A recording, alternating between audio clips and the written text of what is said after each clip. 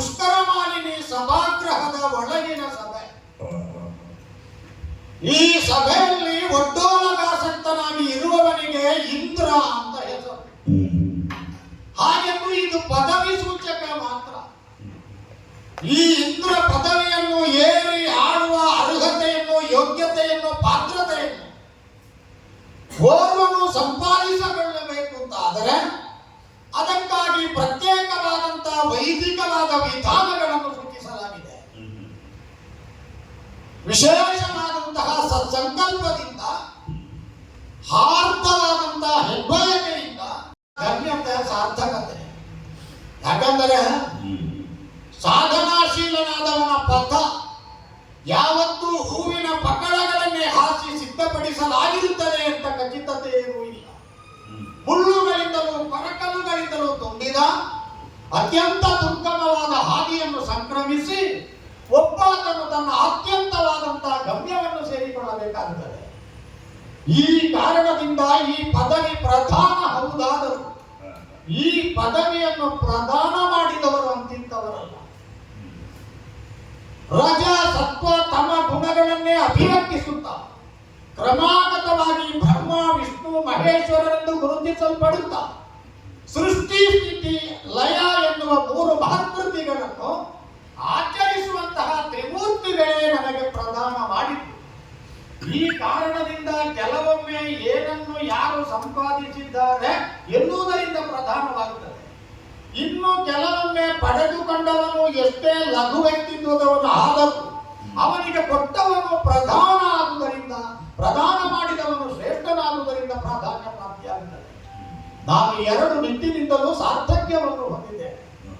ವಿಶಿಷ್ಟವಾದಂತಹ ಈ ಸಭಾ ವಲಯವನ್ನು ಪ್ರವೇಶ ಮಾಡಿ ಸುಧರ್ಮ, ಮೂರು ಲೋಕಗಳ ಧರ್ಮವನ್ನು ಕಾಯಬೇಕಾದ ಹೊಣೆಗಾರಿಕೆ, ಸತ್ವ, ರಜ, ತಮಗಳೆಂಬ ಮೂರು ಗುಣಗಳಿಂದ ಭೂಯಿಷ್ಠವಾದ ಮೂರೂ ಲೋಕಗಳ ವ್ಯವಹಾರವು ಸಾಂಗವಾಗಿ ಯಾವ ಕಾರಣಕ್ಕೂ ಹೆಚ್ಚು ಕಡಿಮೆಯಾಗದೆ ಒಂದು ಸಮತೋಲಿತ ಸ್ಥಿತಿಯಲ್ಲಿ ಮುಂದುವರಿಯುವ ಹಾಗೆ ಮಾಡುವ ಕರ್ತೃತ್ವವನ್ನು ನಾನು ಹೊಂದಿದ್ದೇನೆ. ಈ ಕಾರಣದಿಂದಲೇ ನನಗಿರುವ ಹೊಣೆಗಾರಿಕೆ ಹೆಚ್ಚಿನದು. ನಾನು ನಿಭಾಯಿಸಬೇಕಾದ ಗುರಿಯೂ ದೊಡ್ಡದು. ಎಷ್ಟೋ ಸಲ ನನಗೆ ಸಮಸ್ಯೆ ಬರುವುದುಂಟು. ವೈಯಕ್ತಿಕವಾದ ದೌರ್ಬಲ್ಯದಿಂದ, ವೈಯಕ್ತಿಕವಾಗಿರುವ ಹೀನ ನಡತೆಗಳಿಂದ ಅತ್ಯುನ್ನತವಾದ ಪದವಿಯನ್ನು ಸಂಪ್ರಾಪ್ತಿಸಿದ ವ್ಯಕ್ತಿ ಯಾವುದೋ ಒಂದು ಕಾಲದಲ್ಲಿ ಪತನವನ್ನು ಹೊಂದಬಹುದು. ಹಾಗೆಂದು ವ್ಯಕ್ತಿತ್ವ ಎನ್ನುವುದು ಕುಸಿಯುವುದಕ್ಕೆ ಕಾರಣ ವೈಯಕ್ತಿಕವಾದ ದೌರ್ಬಲ್ಯಗಳೇ ಆಗಿರಬೇಕು ಅಂತ ನಿಯಮ ಇರುವುದಿಲ್ಲ. ಪಾರಿಸಾರಿಕವಾದ ಕಸ್ಮಲಗಳು, ತಾನು ಬದುಕುತ್ತಿರುವ ವಾತಾವರಣದಲ್ಲಿ ಉಂಟಾಗುವ ವ್ಯತ್ಯಾತ್ಮಕ ಪರಿಣಾಮಗಳು ಒಬ್ಬ ವ್ಯಕ್ತಿಯನ್ನು ಎಷ್ಟೇ ಸುಭಗನಾದರೂ ಕೂಡ ಹೀನ ಸರೋವರಕ್ಕೆ ಇಳಿಸಿಬಿಡುತ್ತದೆ. ಹಾಗಾಗಿ ವ್ಯಕ್ತಿಗತವಾಗಿಯೂ ಸೋಲು, ಪರಿಸರದ ಪ್ರಭಾವದಿಂದಲೂ ಸೋಲು ಬರುವುದು. ನನಗೀಗ ವೈಯಕ್ತಿಕವಾಗಿ ದೌರ್ಬಲ್ಯಗಳೇ ಇಲ್ಲ ಎನ್ನುವಷ್ಟರ ಮಟ್ಟಿಗೆ ಸಂಪನ್ನತಿಗೆ ತುಂಬಿಕೊಂಡರೂ ಕೂಡ ಈ ದಿವಸದ ಕಲಾಪದಲ್ಲಿ ಒಡ್ಡೋಲಗ ಕೊಟ್ಟಾಗ ನನ್ನ ಪಾಕ, ನನ್ನ ಶಾಸನ ಸರಿಯಿದೆ ಅಂತ ಯೋಚಿಸಬೇಕಾದ ಪ್ರಮೇಯ ಬಂತು. ಯಾಕೆಂದರೆ ಯಾವುದನ್ನು ನಾವು ಪಾಕ ಮಾಡುತ್ತೇವೆ ಆ ಪಾಕ ಮಾಡಿದುದನ್ನು ಸರಿಯಾಗಿ ಶಾಸಿಸಬೇಕಾದಂತಹ ಹೊಣೆಗಾರಿಕೆ ಉಂಟಲ್ಲ, ಅದು ಮೂರು ಲೋಕದ ಬಗ್ಗೆ. ಹೀಗೆ ಯೋಚಿಸುವಾಗ ಒಂದು ಆ ವಿಶೇಷವಾದಂತಹ ಸುದ್ದಿ ಬಂತಲ್ಲ. ದ್ವಿತೀಯ ಮಕ್ಕಳು ದುರ್ಜನರಾಗಿ, ಅದಗುಳ್ಳವರಾಗಿ ಹೊರಟರಟಾದಂತಹ ಬದುಕನ್ನೇ ಸಾಗಿಸುತ್ತಾ ಮಹತ್ವಾಕಾಂಕ್ಷೆಗೆ ಸರಿಯಾದಂತಹ ಅರ್ಥವನ್ನು ಕಲ್ಪಿಸದೆ ದೇವಲೋಕದ ಕುರಿತಾಗಿ ಹಸಿವನ್ನು ಹೊಂದಿದ್ದಾರೆ. ಅವರ ಪೈಕಿಯಲ್ಲಿ ವರ್ತಮಾನದಲ್ಲಿ ತಮ ಎನ್ನುವ ನಾಮಕರಣ ಉಳ್ಳವನು ಅತ್ಯಂತ ಪ್ರಭಾವಶಾಲಿಯಾಗಿದ್ದಾನೆ. ಈ ವಾರ್ತೆಯನ್ನು ಕೇಳಿದಾಗ ದೇವತೆಗಳ ಜೊತೆಗೆ ಚರ್ಚಿಸಿದಾಗ ಅವರೆಲ್ಲ ಅಭಿಪ್ರಾಯವನ್ನು ತಿಳಿಸಿದ್ದಾರೆ. ಔತ್ಸುಕ್ಯದಿಂದ ಪ್ರತಿಭಟಿಸುವುದಕ್ಕೆ ಸಜ್ಜಾಗಿದ್ದಾರೆ. ಸಮಾಧಾನ ಆದರೂ ನನ್ನ ಒಳಗುದಿಯನ್ನು ನಾನು ಯಾರಿಗೆ ಹೇಳಿ ಅಂತ ಯೋಚಿಸುವಾಗ ಓ ಓ ಓ ಹೀಗೆ ಬರಬೇಕು, ಹೀಗೆ ಬರಬೇಕು.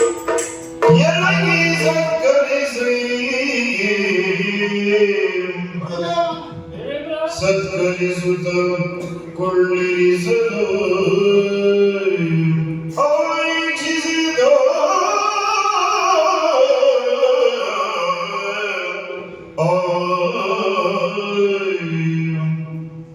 ಗುರುದೇವ ಸುರಪತಿ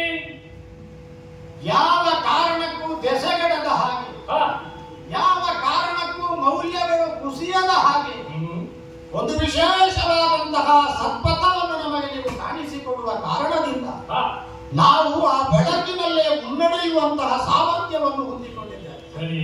ಆ ಕಾರಣದಿಂದ ನೀವು ದೇವರೇ, ಗುರುದೇವ, ನಮಗೆ ಯಾವುದನ್ನು ದೇಶಿಂತ ಬೇಡಿದಾಗ ಈಯುವಂತಹ ಸಾಮರ್ಥ್ಯ ನಿಮಗುಂಟು. ಆ ಮಟ್ಟಿಗೆ ಗುರುವಲ್ಲೇ ದೇವತಾ ಶಕ್ತಿಯನ್ನು ಕಾಣಬೇಕು ಎನ್ನುವ ಶಾಸ್ತ್ರವಾಕ್ಯದ ಆಧಾರದಲ್ಲೇ ನಿಮ್ಮಲ್ಲಿ ದೈವತ್ವವನ್ನು ಕಂಡರು. ಬೃಹಸ್ಪತಿಗಳು ನೀವು, ಮಹತ್ ಶಕ್ತಿ ಉಂಟು, ಬ್ರಹ್ಮ ಶಕ್ತಿ ಉಂಟು, ಬೃಹತ್ ಶಕ್ತಿ ಉಂಟು. ಈ ತ್ರಿವೇಣಿ ಸಂಗಮದ ಕಾರಣದಿಂದಲೇ ಅಲ್ವೇ ನಿಮಗೆ ಬೃಹಸ್ಪತಿ ಅಥವಾ ಬ್ರಾಹ್ಮಣಸ್ಪತಿ ಅಂತ ಹೆಸರು ಬಂದದ್ದು. ನಿಮ್ಮನ್ನು ನಾವೆಲ್ಲ ಜೀವ ಅಂತ ಕರೆಯುವುದುಂಟು. ದೇವತೆಗಳ ಜೀವ ನೀವೇ ಅಂತ ಹೇಳುವುದು ಅತಿಶಯೋಕ್ತಿ ಅಲ್ಲ ಸ್ವಾಮಿ. ಅಪರೂಪಕ್ಕೆ ನನ್ನ ಸಭೆಗೆ ಆಗಮಿಸಿದೆ. ಹೀಗೆ ವಿಜಯಂಗೈಸಬೇಕು. ನಿಮ್ಮ ಪದ ತಲದಲ್ಲಿ ನಾನು ಭೃತ್ಯರ ಸಮೇತವಾಗಿ ಸಾಷ್ಟಾಂಗ ಪ್ರಣಾಮವನ್ನು ಸಲ್ಲಿಸಿ ಶಿಷ್ಟಾಚಾರದಂತೆ ನಿಮ್ಮನ್ನು ತರ್ಕೈಸಿ ಉಪಚರಿಸಿ ನಿಮ್ಮೆಲ್ಲ ಉರಿಗಳನ್ನು ಶಮನಿಸಿ ಯಥಾಯೋಗ್ಯವಾದಂತಹ ಆಸನ ಕೊಟ್ಟಿದ್ದೇನೆ ಸ್ವಾಮಿ. ಇಷ್ಟು ಹೇಳುವಾಗ ನನ್ನ ಮುಖವೇ ಸುರಪತಿ ಏನಿದು ಬರಿ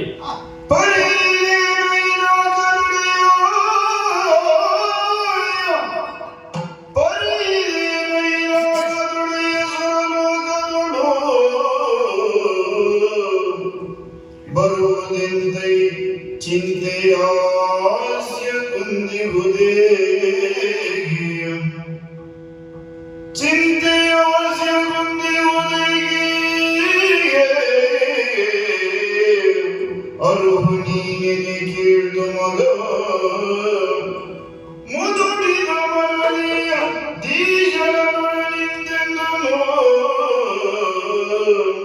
ಬರೀದೇ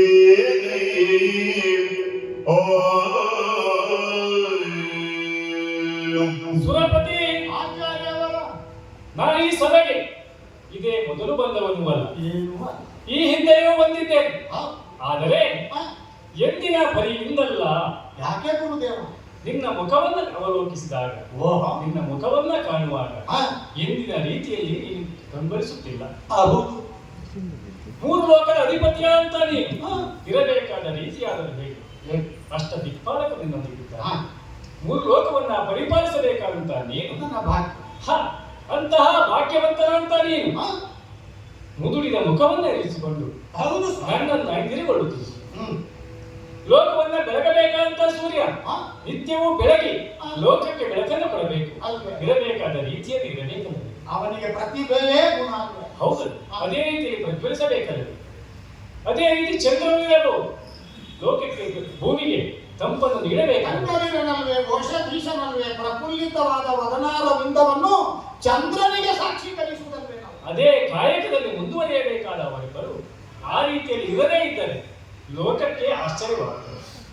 ಅದೇ ರೀತಿಯಲ್ಲಿ ಹಗಲು ರಾತ್ರಿಯನ್ನು ಬೆಳಗಬೇಕಾದವರು ಮಂಕಾದರೆ ಲೋಕವೇ ಮುಳುಗುವುದಲ್ಲ. ಆದರೆ ಮೂರು ಲೋಕಕ್ಕೆ ಅಧಿಪತಿಯಾದಂತ ನೀನು ಇರಬೇಕಾದ ಸ್ಥಿತಿಯಲ್ಲಿ ಇರಬೇಕು. ಇಲ್ಲ ಸ್ವಾಮಿ, ಇರಬೇಕಾದ ಆ ಮುದುಡಿದ ಮುಖವನ್ನ ಕಾಣುವಾಗ ನಿನ್ನೊಳಗಿನ ಚಿಂತೆ ನನಗೆ ಕಾಣಿಸ್ತಾ ಇದೆ. ದುಃಖವನ್ನು ಹೇಳಿಕೊಂಡಾಗ ದುಃಖ ಕಡಿಮೆಯಾಗುತ್ತದೆ, ಸುಖವನ್ನು ಹೇಳಿದಾಗ ಸುಖ ಇಮ್ಮಡಿಯಾಗುತ್ತದೆ. ಆದರೆ ನಿನ್ನೊಳಗಿನ ಸುಖವೋ ದುಃಖವೋ ನನಗೆ ಕಾಣುವಾಗ ದುಃಖವಾಗಿ ಕಾಣುತ್ತದೆ. ಆ ದುಃಖ ಯಾವುದು? ನಾವೆಲ್ಲ ಇದ್ದು ಅದನ್ನು ನಿನ್ನೊಳಗೆ ಇರಿಸಿಕೊಂಡರೆ ಅದು ಹಾಗೆ ಉಳಿಯಬಾರದಲ್ಲ. ಮರದ ಗೆದ್ದಲು ಭೂಲೋಕದಲ್ಲಿ ಮರವನ್ನೇ ತಿಂದ ಹಾಗೆ ಚಿಂತೆ ಎನ್ನುವ ಗೆದ್ದಲು ಶರೀರವನ್ನೇ ಸುಡುವುದಲ್ಲ. ಗುರುದೇವ, ನೀವಾಗಿ ಕೆದಕಿ ಬೆದಕಿ ಹೇಳಿದ ಮೇಲೆ ನಾವೇನು ಗೌಪ್ಯತೆಯನ್ನು ಪಾಲಿಸಿ ಆಲಿಸಬೇಕು. ಗುರುದೇವ ದೈತ್ಯರು ದೇವ ಸಂಪದವು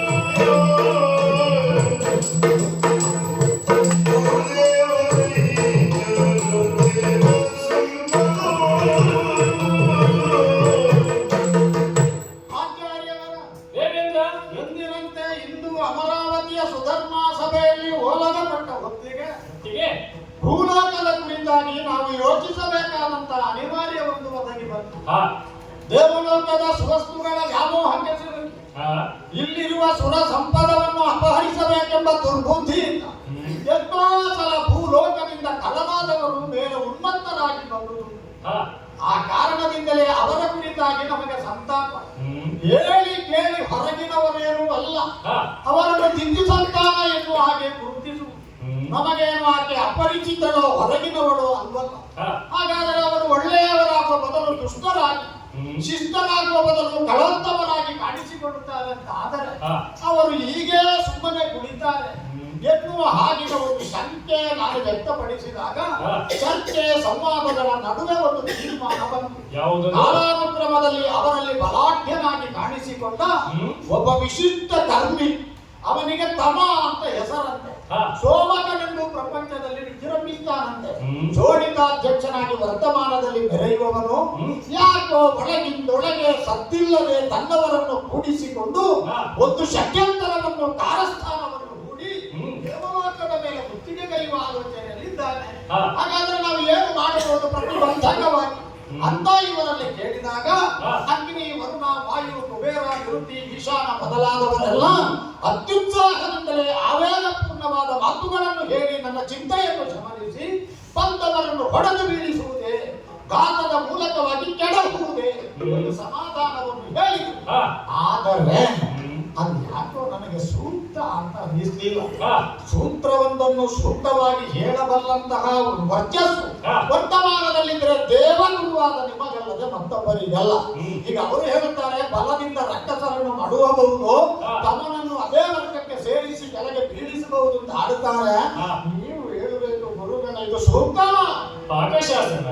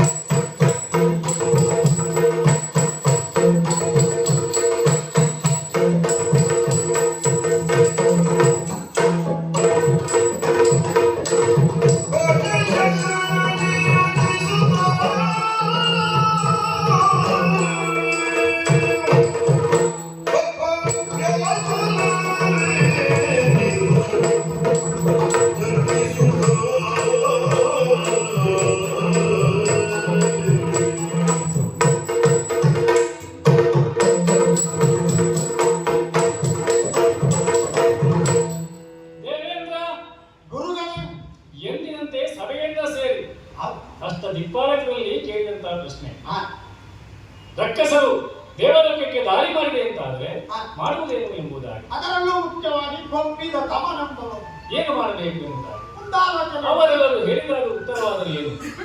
ಯಥೋಚಿತವಾಗಿ ಬಿಡುಬಿಡು ಚಿಂತೆಯನ್ನು ಹಾಕಿದ್ದೇವೆ.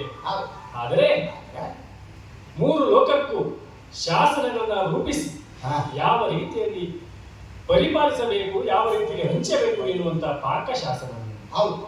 ಅಂತಹ ನೀನು ಹಾ? ವಿಭಿನ್ನವಾಗಿ ಯೋಚಿಸಬೇಕಿತ್ತು. ಹೌದೇ? ಯಾಕಂತ ಹೇಳಿದ್ರೆ ಯಾಕೆ ಗುರುದೇವ? ರಕ್ಕಸರು ಬಂದ ಮೇಲೆ ಮಾಡುವ ಕಾಯಕದ ಬಗ್ಗೆ ಎಲ್ಲರೂ ಎಚ್ಚೆತ್ತುಕೊಂಡಿದ್ದೀರಿ. ಅವರಿಗೆ ಆಡಿದ್ದು ಅದನ್ನೇ ಅಲ್ವ? ಆದರೆ ಬಂದರೆ ನೋಡಿಕೊಳ್ಳೋಣ. ಹಾ, ಬಂದ ನಂತರ ನೋಡಿಕೊಳ್ಳೋಣ ಎಂಬುದಾಗಿ. ಹಾ? ಆದರೆ ಅದು ಗುರುವಾಗಿ ಯೋಚಿಸುತ್ತೇನೆ. ಏನು? ಬಂದ ನಂತರ ಏನು ನೋಡಿಕೊಳ್ಳುವುದು ಎಂದಿಯೋ ಹಾ. ಅದಕ್ಕೆ ಪೂರ್ವವಾಗಿ ನಾವು ಈಗಲೇ ಯೋಚಿಸಬೇಕಾಗಿದೆ. ಬರುವ ಮೊದಲೇ ರೋಗವೊಂದು ದೇಹಕ್ಕೆ ತಗುಲಿ ಉಲ್ಬಣಾವಸ್ಥೆಗೆ ಬಂದ ನಂತರದಲ್ಲಿ ಅದಕ್ಕೆ ಎಷ್ಟೇ ಮದ್ದನ್ನು ಮಾಡಿದರೂ ಕೂಡ ರೋಗ ವಾಸಿಯಾಗುವುದು ಬಹಳ ಕಷ್ಟ. ನಿಯಂತ್ರಣಕ್ಕೆ ಬರುವುದಿಲ್ಲ. ಬದಲಿಗೆ ರೋಗ ಆರಂಭದ ಸ್ಥಿತಿಯಲ್ಲೇ ನಿರೋಧಕಗಳ ದೇಹದ ನಿರೋಧಕಗಳ ಶಕ್ತಿ ಹೆಚ್ಚಿಸಿದರೆ ದೇಹದ ಧಾತುವನ್ನು ವರ್ಧಿಸಿದ್ರೆ ರೋಗ ವರ್ಧಿಸಿಕೊಂಡರೆ ದೇಹ ಸಬಲಗೊಳ್ಳುತ್ತದೆ. ಬರುವ ರೋಗಗಳ ಕುರಿತಾಗಿ ಅಂದರೆ ರಕ್ಕಸರ ಕುರಿತಾಗಿ ನೀವು ಈಗಲೇ ಎಚ್ಚೆತ್ತುಕೊಂಡು ಅವರ ಮೂಲ ಎಲ್ಲಿದೆ ಅಲ್ಲಿಯೇ ಅವರನ್ನು ಹುಡುಕಿ ಮೂಲ ಅಂದ್ರೆ ಬೇರು. ಬೇರು ಸಮೇತ. ಬೇರು ಇದ್ರೆ ಮರಕ್ಕೆ ಬಲ. ಬಲ. ಮರಕ್ಕೆ ಬಲ ಇದ್ರೆ ಫಲ. ಫಲ. ಫಲ ಬಲವಾದ್ರೆ ಮತ್ತೆ ಮರಗಳ ವಿಕಾಸ. ಬೇರನ್ನೇ ಕಡಿದು ಕೇಳಿದರೆ ನಿಮಗೆ ಆ ಸಮಸ್ಯೆಯೇ ಮುಂದೆ ಬರಲಿಕ್ಕಿಲ್ಲ. ಗುರುದೇವ, ನೀವೇನೋ ಸರಳವಾಗಿ ಮನ ಮುಟ್ಟುವ ಹಾಗೆ ಹೇಳ್ತೀರಿ. ಆಲಿಸಿದ ನನಗೂ ಸಮಾಧಾನವೇ. ಒಂದು ಬಹುಮುಖಿ ನೆಲೆಯಿಂದ ಈ ಸಮಸ್ಯೆಯನ್ನು ಅಭ್ಯಾಸ ಮಾಡಿ ಬೇರೆ ಆಯಾಮದಲ್ಲಿ ನನಗೆ ಉತ್ತರ ಕೊಟ್ಟಿದೆ. ಹೇಗದು? ಬಹಳ ಚೆನ್ನಾಗಿದೆ. ಹೇಗೆ? ಯಾಕಂದ್ರೆ ಪೂರ್ವದಲ್ಲೇ ಬರಬಹುದಾದುದನ್ನು ವರ್ತಮಾನದಲ್ಲಿ ಗ್ರಹಿಸಿ ಅರ್ಥಾತ್ ಭವಿಷ್ಯತ್ತಿನ ಕುರಿತು ಮುಂಗಾಣಿಕೆಯನ್ನು ಹೊಂದಿ ಯೋಚಿಸಿ ಅದು ಹುಟ್ಟದ ಹಾಗೆ ಅದರ ಬೀಜವಾಪನ ಆದ್ರೆ ಅದಕ್ಕೆ ಅಂಕುರಾರ್ಪಣ ಆಗುತ್ತದೆ. ಅಂಕುರಾರ್ಪಣ ಆದ್ರೆ ಅದು ಮೊಳೆಯುತ್ತದೆ, ಮೊಳೆತದ್ದು ಚಿಗಿಯುತ್ತದೆ, ಚಿಗಿತದ್ದು ಚಿಗುರುತ್ತದೆ, ಚಿಗುರಿದ್ದು ಸಸಿಯಾಗುತ್ತದೆ, ಹೆಮ್ಮರವಾಗುತ್ತದೆ. ಇದೆಲ್ಲ ನಡೀಬೇಕಾದ್ರೆ ಕಾರಣ ಬೇರು. ಬೇರನ್ನೇ ಕತ್ತರಿಸಿ. ಆದರೆ ತಿಳಿಬಾರದು ನೀವು. ಏನದು? ಅನ್ನೋದೊಂದು ಅನಿಸಿಕೆ. ಏನು? ಈ ರಾಕ್ಷಸ ಸಂದೋಹ ದೈಹಿಕವಾಗಿ ಎಷ್ಟೇ ಬಲಾಢ್ಯತೆಯನ್ನು ಹೊಂದಿಲಿ ಅವರಲ್ಲಿ ಆತ್ಮೋನ್ನತಿ ಎನ್ನುವುದು ಬಹಳ ಕಡಿಮೆ. ಏನಿದ್ದರೂ ದುಡುಕು ಬುದ್ಧಿಯೇ ಹೆಚ್ಚು. ಅವರಲ್ಲಿರುವುದು ಬಲ ಪ್ರಾಧಾನ್ಯತೆ ಹೊರತು ಛಲ ಪ್ರಾಧಾನ್ಯತೆ ಅಲ್ಲ. ಮುಂಗಾಣಿಕೆ ಅಂತೂ ಇಲ್ಲವೇ ಇಲ್ಲ. ಪೂರ್ವಾಪರ ಯೋಚನೆ, ಪ್ರಸಂಗಾವಧಾನತೆ, ಪ್ರತ್ಯುತ್ಪನ್ನಮತಿತ್ವ ಅದವರ ಹತ್ತಿರವೂ ಸುಳಿಯುವುದಿಲ್ಲ. ಅಂತಹ ರಾಕ್ಷಸರು ದೊಡ್ಡ ಮೈಯನ್ನು ಓಲಾಡಿಸಿಕೊಂಡು ಬರುವಾಗ ಇಕೊಳ್ಳಿ, ನನ್ನ ಕೈಯಲ್ಲೊಂದು ಕುಲಿಶ ಅಂತ ಇಲ್ವಾ, ಇದನ್ನೇ ತೆಗೆದವರ ತಲೆಗಿಟ್ಟರೆ ಬಿದ್ದು ಆಗುವುದಿಲ್ಲ. ಇದೆಲ್ಲ ಬೇಕು. ಬಾಲಿಶಿಲ್ವೇ ಮಗವಲಾಲಿಸು ಫಲದಿ ಬಹುಬಲಿಯೋ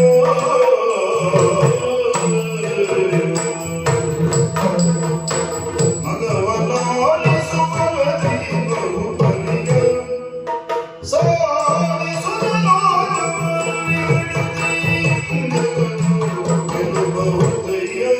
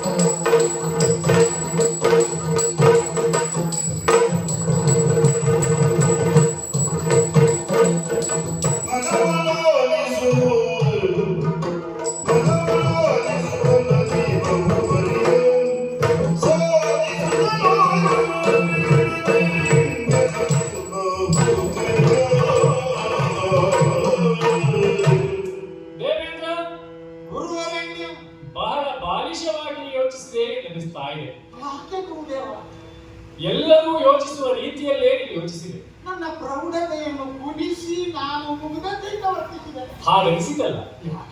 ರಕ್ಕಸರ ಕುರಿತಾಗಿ ನಿನ್ನ ಧೋರಣೆಯನ್ನ ಕಂಡಾಗ ಅಷ್ಟೇ ಅಲ್ವೋ? ಅಷ್ಟೇ ಅಲ್ಲ, ಹೌದಾಗಿದ್ದರೆ ಇದನ್ನು ಹೇಳುವ ಪ್ರಮೇಯ ನನಗೆ ಬರ್ತಾ ಇದೆ. ಅಷ್ಟೇ ಅಲ್ಲ, ಗಹನವಾಗಿದೆ, ಗಾಢವಾಗಿದೆ. ಅದೇ ಕಾರಣಕ್ಕಾಗಿ ನಿನಗೆ ಲಾಲಿಸು ಎಂದು ಪ್ರಯೋಗಿಸಿದೆ. 5 ವರ್ಷದ ಮಗು, 5 ವರ್ಷದ ಮಗುವಿಗೆ ಹೇಳುವುದು ಲಾಲಿಸು ಎಂದು. ಇಲ್ಲದೆ ಹೋದರೆ ಈ ಹಿಂದೆ ಸಲಹೆಯನ್ನು ಕೊಟ್ಟಾಗ ಆ? ಆಲಿಸು ಎನ್ನುವುದಾಗಿಲ್ಲ. ಹೌದು, ಕೇಳು ಕೇಳು. ಆಲಿಸು, ಆಲಿಸು ಪಂಚವರ್ಷ. ಪಂಚವರ್ಷ, ಆ, ತಾನೇನ ದಶವರ್ಷ. ಆ, ಆ ಕಾರಣಕ್ಕಾಗಿ ಆ, ನೀನಿಲ್ಲಿ ಲಾಲಿಸಬೇಕು. ಓ, ಕೇವಲ ರಕ್ಕಸರು ಆ, ಅವರ ಬಲದ ಕುರಿತಾಗಿ ನೀನು ಆಡಿದ ಮಾತುಗಳನ್ನು ಕೇಳಿಸಿ. ಆ.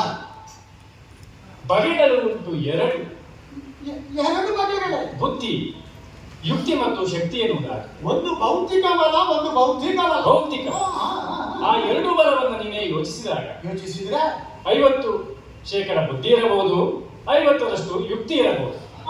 ಅದೊಂದು ಸಾಧ್ಯತೆ. ನಿನ್ನ ಸಾಧ್ಯತೆಯಾಗಿ ನೀನು ಯೋಚಿಸಿದೆ. 50 ಶಕ್ತಿ. ಹಾ, ಆದರೆ ಈ ಗಣಿತದ ಲೆಕ್ಕಾಚಾರ ಹೀಗೆ ಇರುವುದಿಲ್ಲವಲ್ಲ. ಇದು ಗಣಿತದ ಲೆಕ್ಕಾಚಾರ ಅಲ್ವಾ? ಯುಕ್ತಿ ಮತ್ತು ಶಕ್ತಿ ಎನ್ನುವ ಎರಡು ಎನ್ನುವುದನ್ನ ಆ, ನೀನೇ ಯೋಚಿಸಿ ನೋಡು. ಆಹಾ, ಒಂದಕ್ಕೆ ಒಂದನ್ನು ಸೇರಿಸಿದರೂ ಕೂಡ ಎರಡಾಗ್ತದೆ. ಹೌದು. 3ರಿಂದ 1 ತೆಗೆದರೂ ಎರಡಾಗ್ತದೆ. ಶಾಖ ಈ ಗಣಿತ ನೀವು ಕಲಿಸದೇ ಇಲ್ಲ ನನಗೆ ಅವರು. ನಾವು ಕಲಿಸಿದ ಈಗ ಕಲಿಯುವಾಗ ಹೊತ್ತು ನಿಲ್ಸಿಲ್ಲ, ನಮ್ಮ ಬುದ್ಧಿ ಅಧಿಕವಾಗಿ ಹೋಗ್ತದೆ. ಈಗ ಆದರೂ ನೀನು ಲಾಲಿಸಬೇಕು ಎಂದು ಹೇಳುವುದೇ ನೀವು ಕಾರಣ. ಲಾಲಿಸುವಾಗ ಮಗು ಮಾಡಿದ್ದೀರಿ, ನಾನು ಜೀರ್ಣಿಸಿಯೇ ಜೀರ್ಣಿಸಿದೆ. ಜೀರ್ಣಿಸಿಕೊಳ್ಳಬೇಕು. ಒಂದಕ್ಕೆ ಒಂದು ಸೇರಿಸಿದ್ರೆ ಎರಡು. 5ರಿಂದ 3 ಮೂರು ತೆಗೆದು ಅಲ್ವಾ? ಕೇವಲ 50ಕ್ಕೆ 50 ಸೇರಿಸಿದರೆ ಯುಕ್ತಿ ಮತ್ತು ಶಕ್ತಿಗಳು ಒಂದಾಗ್ತದೆ ಎನ್ನುವಂತ ನಿಮ್ಮ ಲೆಕ್ಕಾಚಾರ ಇರಬಹುದು. ಅರ್ಧ ಶಕ್ತಿ ಅರ್ಧ ಯುಕ್ತಿ, ಕೆಲವೊಮ್ಮೆ ಪೂರ್ತಿ ಯುಕ್ತಿ, ಕೆಲವೊಮ್ಮೆ ಪೂರ್ತಿ ಶಕ್ತಿ. ಆದರೆ 70ಕ್ಕೆ 30 ಸೇರಿಸಿದ್ರು ಯುಕ್ತಿ ಮತ್ತು ಶಕ್ತಿಗಳು ಒಂದಾಗ್ತದೆ. ಹರಿಚಿತ್ರವೇ. ಈ ಗಣಿತವನ್ನ ಸುರಲೋಕಾಧಿಪಂತ ನೀನು ಅರ್ಥೈಸಿಕೊಳ್ಳಬೇಕಾಗ್ತದೆ. ಕೇವಲ ಬುದ್ಧಿಯ ಸಾಮರ್ಥ್ಯದಿಂದಲೋ ಅಥವಾ ದೈಹಿಕ ಸಾಮರ್ಥ್ಯದಿಂದಲೋ ದೇವಲೋಕಕ್ಕೆ ದಾಳಿ ಮಾಡ್ತಾರೆ ಎನ್ನುವಂತ ನಿನ್ನ ಯೋಚನೆ ಹಾ? ತಪ್ಪಾಗ್ತದೆ. ಓಹೋ. ಯಾಕೆ ಹೇಳಿದ್ರೆ ಯಾಕೆ? ಗುರುವರ ಎಂದು ನೀನು ಸಂಬೋಧಿಸಿದೆ. ಗುರುವಾರ. ಗುರುವರ ಎಂದು ನೀನು ಸಂಬೋಧಿಸಿದ್ದು ಕೇವಲ ನನ್ನೊಬ್ಬರಿಗೆ ಮಾತ್ರ. ಹೌದು, ಗುರುವಾರ ವರಪ್ರಾಯನಾದ ಗುರು. ಆದರೆ ಆದರೆ ರಕ್ಕಸರ ಕುರಿತಾಗಿ ನೀವು ಯೋಚಿಸಿದರೆ ಅವರ ಪಾಲಿನ ಗುರುವು, ಅವರು ಕೇಳಿಕೊಂಡು ಬರುವಂತಹ ವರವು, ಅವೆರಡರ ಸಮ್ಮಿಶ್ರಣದ ಮೂಲಕವಾಗಿ ದೇವಲೋಕಕ್ಕೆ ದಾಳಿ ಮಾಡುವ ಸಾಧ್ಯತೆಗಳು ಹೆಚ್ಚಿದೆ. ಗುರು ಅಂದರೆ ವ್ಯಕ್ತಿ, ಹಾ, ಕಣ್ಣಿಗೆ ಮೂರ್ತ ರೂಪವಾಗಿ ಸಾಕ್ಷಾತ್ಕಾರಗೊಳ್ಳುವ ಕಲಿಸುವ ಮಾರ್ಗದರ್ಶಕ. ಹ್ಮ್, ವರ ಕೊಡಬೇಕಾದ್ರೆ ಗುರು ದೇವರು ದೇವರು ಕೊಡಬೇಕು. ಅವೆರಡರ ಸಮ್ಮಿಶ್ರಣದ ಮೂಲಕವಾಗಿ ದೇವಲೋಕಕ್ಕೆ ದಾಳಿ ಮಾಡುವ ಸಾಧ್ಯತೆಗಳು ಇದೆ. ಕೇವಲ ಅಷ್ಟೇ ಮಾತ್ರವಲ್ಲ, ಅವರ ವರಬಲವಿರಬಹುದು, ಅವರ ತುಂಬಿಕೊಂಡಂತಹ ಶಕ್ತಿ ಸಾಮರ್ಥ್ಯಗಳಿರಬಹುದು, ಇರಬಹುದು. ಅವರೆಲ್ಲವೂ ಮೂಲಕವಾಗಿ ದೇವಲೋಕಕ್ಕೆ ದಾಳಿ ಮಾಡಿದ್ರು ಅಂತಾದ್ರೆ ಮತ್ತೆ ನೀವು ಚಿಂತೆಗಿಡಬೇಕು. ಯಾರನ್ನು ಬಗೆಯುವುದಿಲ್ಲ. ಇಲ್ಲ, ಹಾಗಾದ್ರೆ ಮೊದಲೇ ಸಾಧಿಸಬೇಕು. ಮೂಲವನ್ನು ಹುಡುಕಬೇಕು. ಅಲ್ಲಿ ಕಿಡಿ ಕಾಣಿಸುವಾಗ ಅದು ಕಿಚ್ಚಾಗಿ ದಾವಾನಲವಾಗಿ ಸರ್ವವನ್ನು ಆಕರ್ಷಣಗೊಳ್ಳುವ ಮೊದಲೇ ಕಿಡಿಯನ್ನು ಆರಿಸಬೇಕು. ಭೂಲೋಕದಿಂದ ಹೊಗೆಯೊಂದನ್ನು ಕಾಣ್ತೀನಿ ನೀನು. ಮುಳ್ಳನ್ನು ಮುಳ್ಳಿಂದ ತೆಗೆಯಬಹುದು. ಹಾಗೆಂದು ಕಣ್ಣಿಗೆ ಕಸ ಬಿದ್ದರೆ ಕಸದಿಂದ ತೆಗಿಲಿಕ್ಕಾಗುವುದಿಲ್ಲ. ಇಷ್ಟೆಲ್ಲ ಗೊತ್ತಿದ್ದರೂ ಕೂಡ ನನಗೆ ಅಲ್ಲ, ಇಷ್ಟು ಉಂಟಲ್ಲ ಆಡಳಿತ ಮಾಡುವವನಿಗೆ ತಿಳಿಬೇಕಾದ. ಹಾಗಾಗಿ ನಾನು ಹೇಳುವುದನ್ನ ಹೇಳಿದ್ದೇನೆ, ಯೋಚಿಸಬೇಕಾದ್ದು ನೀನು, ನನ್ನ ಬರ್ತೇನೆ. ಗುರುದೇವ ಕನ್ಯನಾಗೆ ಹೋಗಿ ಬರಬೇಕು.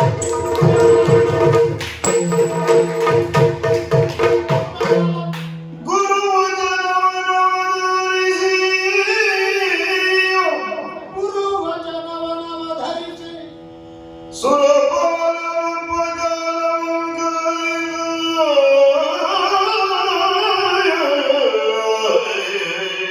ಇಲ್ಲಿಯವರೆಗೆ 3 ಲೋಕ ಕಾಯುವ ಕೆಲಸ ಇತ್ತು, ಈಗ ಕಾಲವನ್ನೇ ಕಾಯುವ ಕೆಲಸ ಬಂತಲ್ಲ.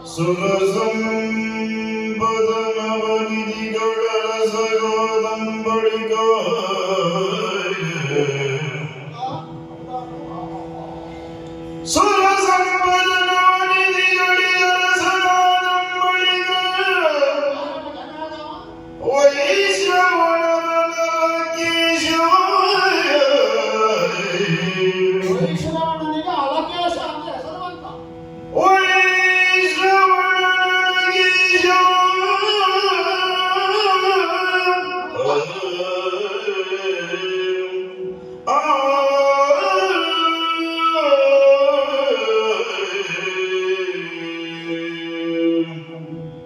ಗುರುವಚನವನ್ನು ಆಧರಿಸಿದ್ದೇನೆ, ಗುರುವಚನವನ್ನೇ ಆಧರಿಸಿದ್ದೇನೆ. ಆಧಾರಗಳಾಗಿಸಿ ಅವರ ಗಣಿತದ ಲೆಕ್ಕಾಚಾರವನ್ನು ಮರುಮನನ ಮಾಡಬೇಕು. ಎಷ್ಟೋ ಸಲ ಪಾಠಶಾಲೆಯಲ್ಲೇ ಕಲ್ತದ್ದನ್ನು ಅಲ್ಲೇ ಮುಗಿಸಿ ಬರುವುದಲ್ಲ, ಮನೆಯಲ್ಲೂ ಅಭ್ಯಾಸ ಮಾಡಿ. ನನ್ನ ಮನದ ಮನೆಯಲ್ಲಿ ನಾನು ಅಭ್ಯಾಸ ಮಾಡಲಿಕ್ಕೆ ಪ್ರಾರಂಭ ಮಾಡಿದ್ದೇನೆ. ಬಲ ಮಾತ್ರ ಅಲ್ಲ, ಬೌದ್ಧಿಕ ಬಲ ಎನ್ನುವುದು ಸೇರಿದ್ರೆ ಎರಡರ ಯುದ್ಧದಿಂದ ಪ್ರಪಂಚದಲ್ಲಿ ಏನನ್ನು ಸಾಧಿಸಬಲ್ಲರು ಅಸುರರು ಅಲ್ವಾ? ಮುಂದೆ ಬರುವುದನ್ನು ಈಗಲೇ ಯೋಚಿಸಿ ಅದು ಹುಟ್ಟದ ಹಾಗೆ ನಾಶ ಮಾಡುವುದನ್ನು ಸೂಚನೆ ಕೊಟ್ಟದ್ದು ಗುರು. ಗುರು ವಚನವನ್ನು ಆಧರಿಸಿ ಅವರಿಗೆ ನಮೋದ್ಯಂತ ನಮಸ್ಕರಿಸಿ ಬೀಡುಕೊಂಡ ಮೇಲೆ ಒಂದು ಎರಡು ಸಂಗತಿಗಳು ಅಡಿಗಡಿಗೆ ಕ್ಷಿಪ್ರವಾಗಿ ನಡೆದು ಹೋದವಲ್ಲ. ಈ ರಾಜಕಾರಣದ ಚಲನವಲನಗಳೆಲ್ಲವೂ ನಮಗಾದಂತ ಧನಾಂಶ ಲಾಭಾಂಶಗಳು ನಮ್ಮ ಕುಬೇರ ಇದ್ದಕ್ಕಿದ್ದ ಹಾಗೆ ಈಶ್ವರಾನುಗ್ರಹವನ್ನು ಪಡೆದು ಅಲಕೇಶ ಅಂತ ಹೆಸರು ಪಡೆದನಂತಲ್ಲ. ಯಾಕೆ ಅಲಕೇಶ? ನಾನು ದೇವೇಶ ಅಮರೇಶ. ಅವ ಹೇಗೆ ಅಲಕೇಶ? ಅವನಿಗೊಂದು ಅಲಕಾವತಿ ಅಂತ ಹೇಳುವ ಪುರವನ್ನು ಈಶ್ವರ ಪ್ರಸಾದ ರೂಪದಲ್ಲೇ ದೈವಾನುಗ್ರಹಿಸಿತು, ಈಶ್ವರಾನುಗ್ರಹವಾಯಿತು ಅಂತ ಹೇಳ್ತೇವೆ. ಆ ಕಾರಣದಿಂದ ಅಲಕೇಶ. ಇಲ್ಲದಿದ್ರೆ ಅವನಿಗೆ ಹೆಸರು ವೈಶ್ರವಣ ಅಂತಿದ್ದಲ್ವ. ಇಲ್ಲಿಗೆ ಬರುವಾಗ ಅವ ನವನಿಧಿಗಳಿಗೆ ಒಡೆಯನಾದನಂತೆ, ಕುಬೇರನಾದನಂತೆ. ಸಮಾಧಾನ ಆಯ್ತು. ಇಲ್ಲಪ್ಪ ನಮ್ಮ ಸಂಪತ್ತು ಹೆಚ್ಚಾದರೆ ಅವರ ರೂಪ ನಮ್ಮದು ಅಂತ ಭೇದ ಭಾವ ಉಂಟು. ನಮ್ಮಲ್ಲೇ ವ್ಯತ್ಯಾಸ ಇಲ್ಲಲ್ಲ. ನಮ್ಮನ್ನು ಹೇಳುವುದೇ ಅಷ್ಟ ದಿಕ್ಪಾಲಕರು, 8 ದಿಕ್ಕಿಗೆ ಒಡೆಯರಲ್ವ ನಾವು. ನಮ್ಮನ್ನು ಸೇರಿಸಿ ಉಳಿದವರು 7 ಮಂದಿ. ಹಾಗಾಗಿ ಸಂಪತ್ತು ಅವನಲ್ಲಿದ್ದರೇನು ನಮ್ಮಲ್ಲಿದ್ದರೇನು ಬೇರೆಯವರ ಕೈಗೆ ಸೇರದ ಹಾಗೆ ನೋಡಬೇಕಾದದ್ದು ನಮಗೆ ಕರ್ತವ್ಯ. ನೋಡುವ ತಮ್ಮ ಎಲ್ಲಿ ಹುಟ್ಟುತ್ತಾನೆ ಅಂತ ನೋಡ್ತಾನೆ, ನಿರೀಕ್ಷೆ ಮಾಡ್ತಾನೆ.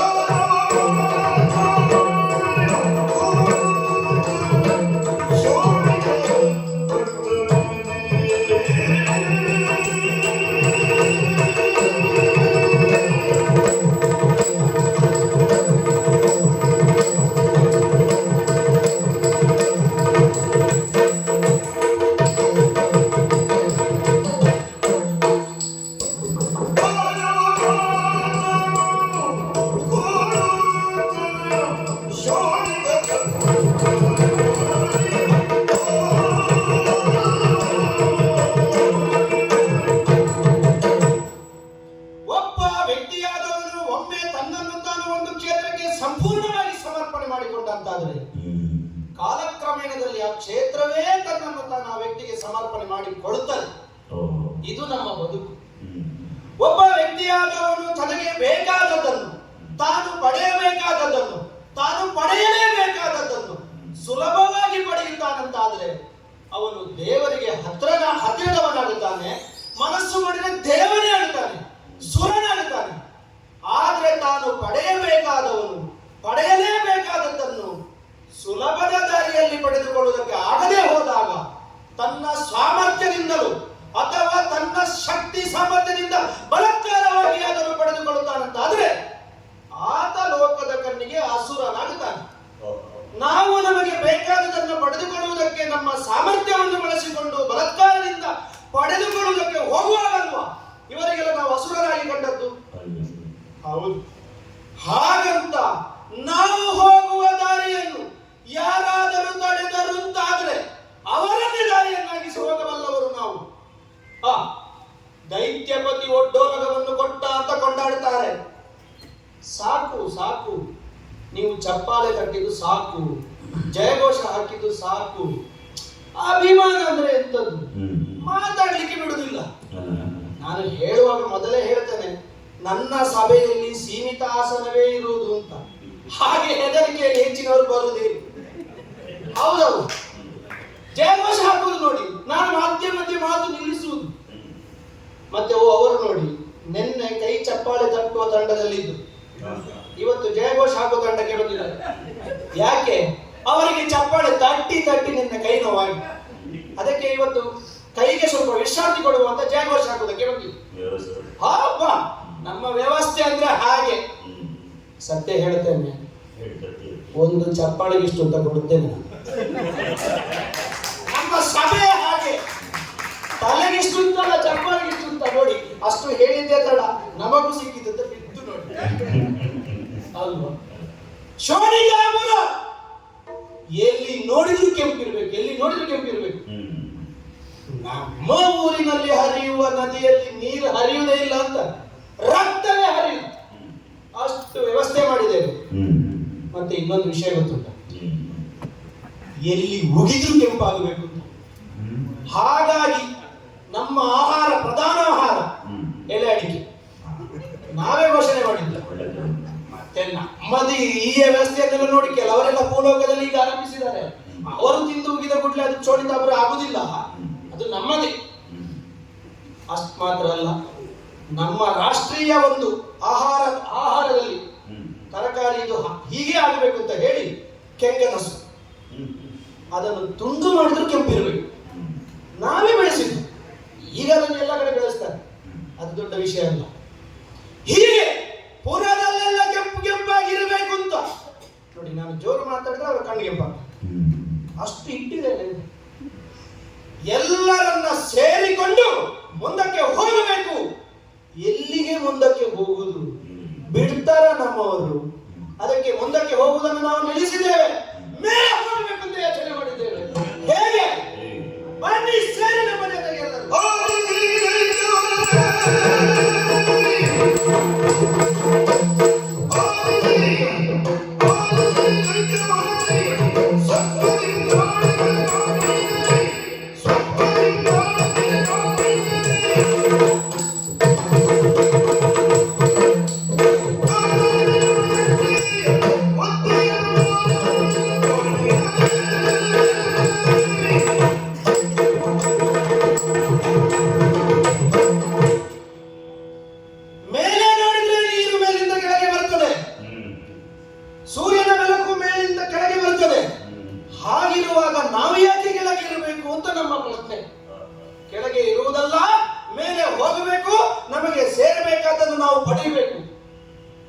ಸುಲಭದಲ್ಲಿ ಅಲ್ಲ, ಕಷ್ಟ ಅಂತ ಪಡುವುದೇ ಇಲ್ಲ. ನಮ್ಮ ಸಾಮರ್ಥ್ಯದಿಂದ ಬಲತ್ಕಾರದಿಂದಲೇ ಪಡೆಯಬೇಕು ಅಂತ ಯೋಚನೆ ಮಾಡಿದ್ರು. ಹೇಳಿದ್ದೆ ತಡ. ಸೇರಿದ ಸಂಘಿಕರೆಲ್ಲರಿಗೂ ನಾವು ಬರ್ತೇವೆ ಅಂತ. ನಾವು ಇರುವ ಸಭೆಯಲ್ಲಿ ಅಂತ ಅಲ್ಲ, ನಾವು ಹೋಗುವಾಗಲೂ ಸೀಮಿತ ಆಸನವೇ. ಹೌದು, ಹಾಗೆ ಎಲ್ಲರಿಗೆ ಅವಕಾಶ ಕೊಡ್ಲಿಕ್ಕೆ ಆಗುದಿಲ್ಲ ಅಂತ ಹೇಳಿದ್ದೇನೆ. ಹಾಗಂತ ಕೆಲವರು ಒಳ್ಳೆ ಸಾಮರ್ಥ್ಯ ಇರುವವರು ಇದ್ದಾರೆ, ಅವರನ್ನು ಬಿಡ್ಲಿಕ್ಕೆ ಆಗ್ತದಾ? ಕೆಲವರು ಹೇಳಿದ್ರು, ನಾವು ಅಲ್ಲಿ ಬಂದೇ ಯುದ್ಧ ಮಾಡಬೇಕು ಅಂತ ಏನಿಲ್ಲ, ನಾವು ಮನೆಯಿಂದಲೇ ಯುದ್ಧ ಮಾಡ್ತೇವೆ. ಹೌದು, ಅಂತದ್ದೆಲ್ಲ ನಾವು ಮಾಡಿದ್ದೇವೆ. ಕುಳಿತಲ್ಲಿಂದಲೇ ಒಂದು ಅಸ್ತ್ರವನ್ನು ಬಿಟ್ಟೆ ಉಂಟಾದ್ರೆ ಸೇರಬೇಕಾದಲ್ಲಿಗೆ ಸೇರುತ್ತದೆ.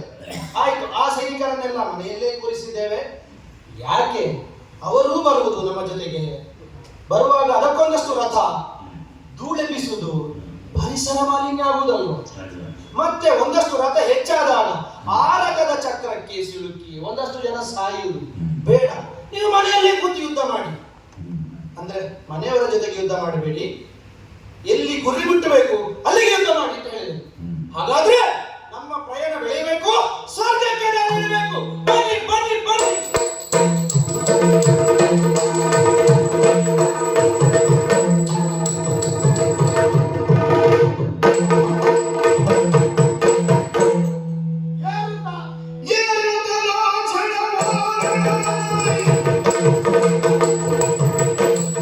Yeah.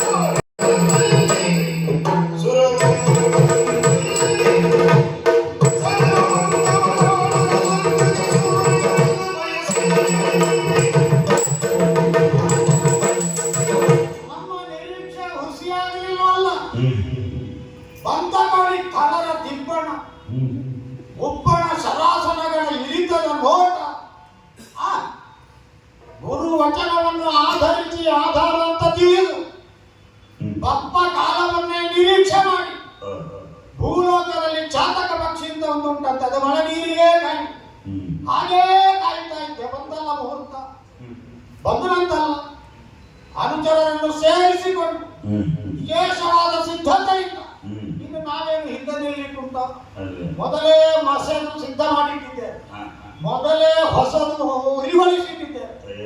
ನೋಡು, ತಯಾರಿ ಪೂರ್ತಿ ಇದ್ದೇ ಹೊರಟದ್ದು. ನಾನು ಆಗಿದ್ದಾಗಿ ಸಿದ್ಧಪಡಿಸಿಕೊಟ್ರೆ ಕೆಲವೊಮ್ಮೆ ಅವರಿಗೆ ಲಾಭ ಆಗುತ್ತದೆ, ನಮಗೆ ನಷ್ಟ ಆಗುತ್ತದೆ.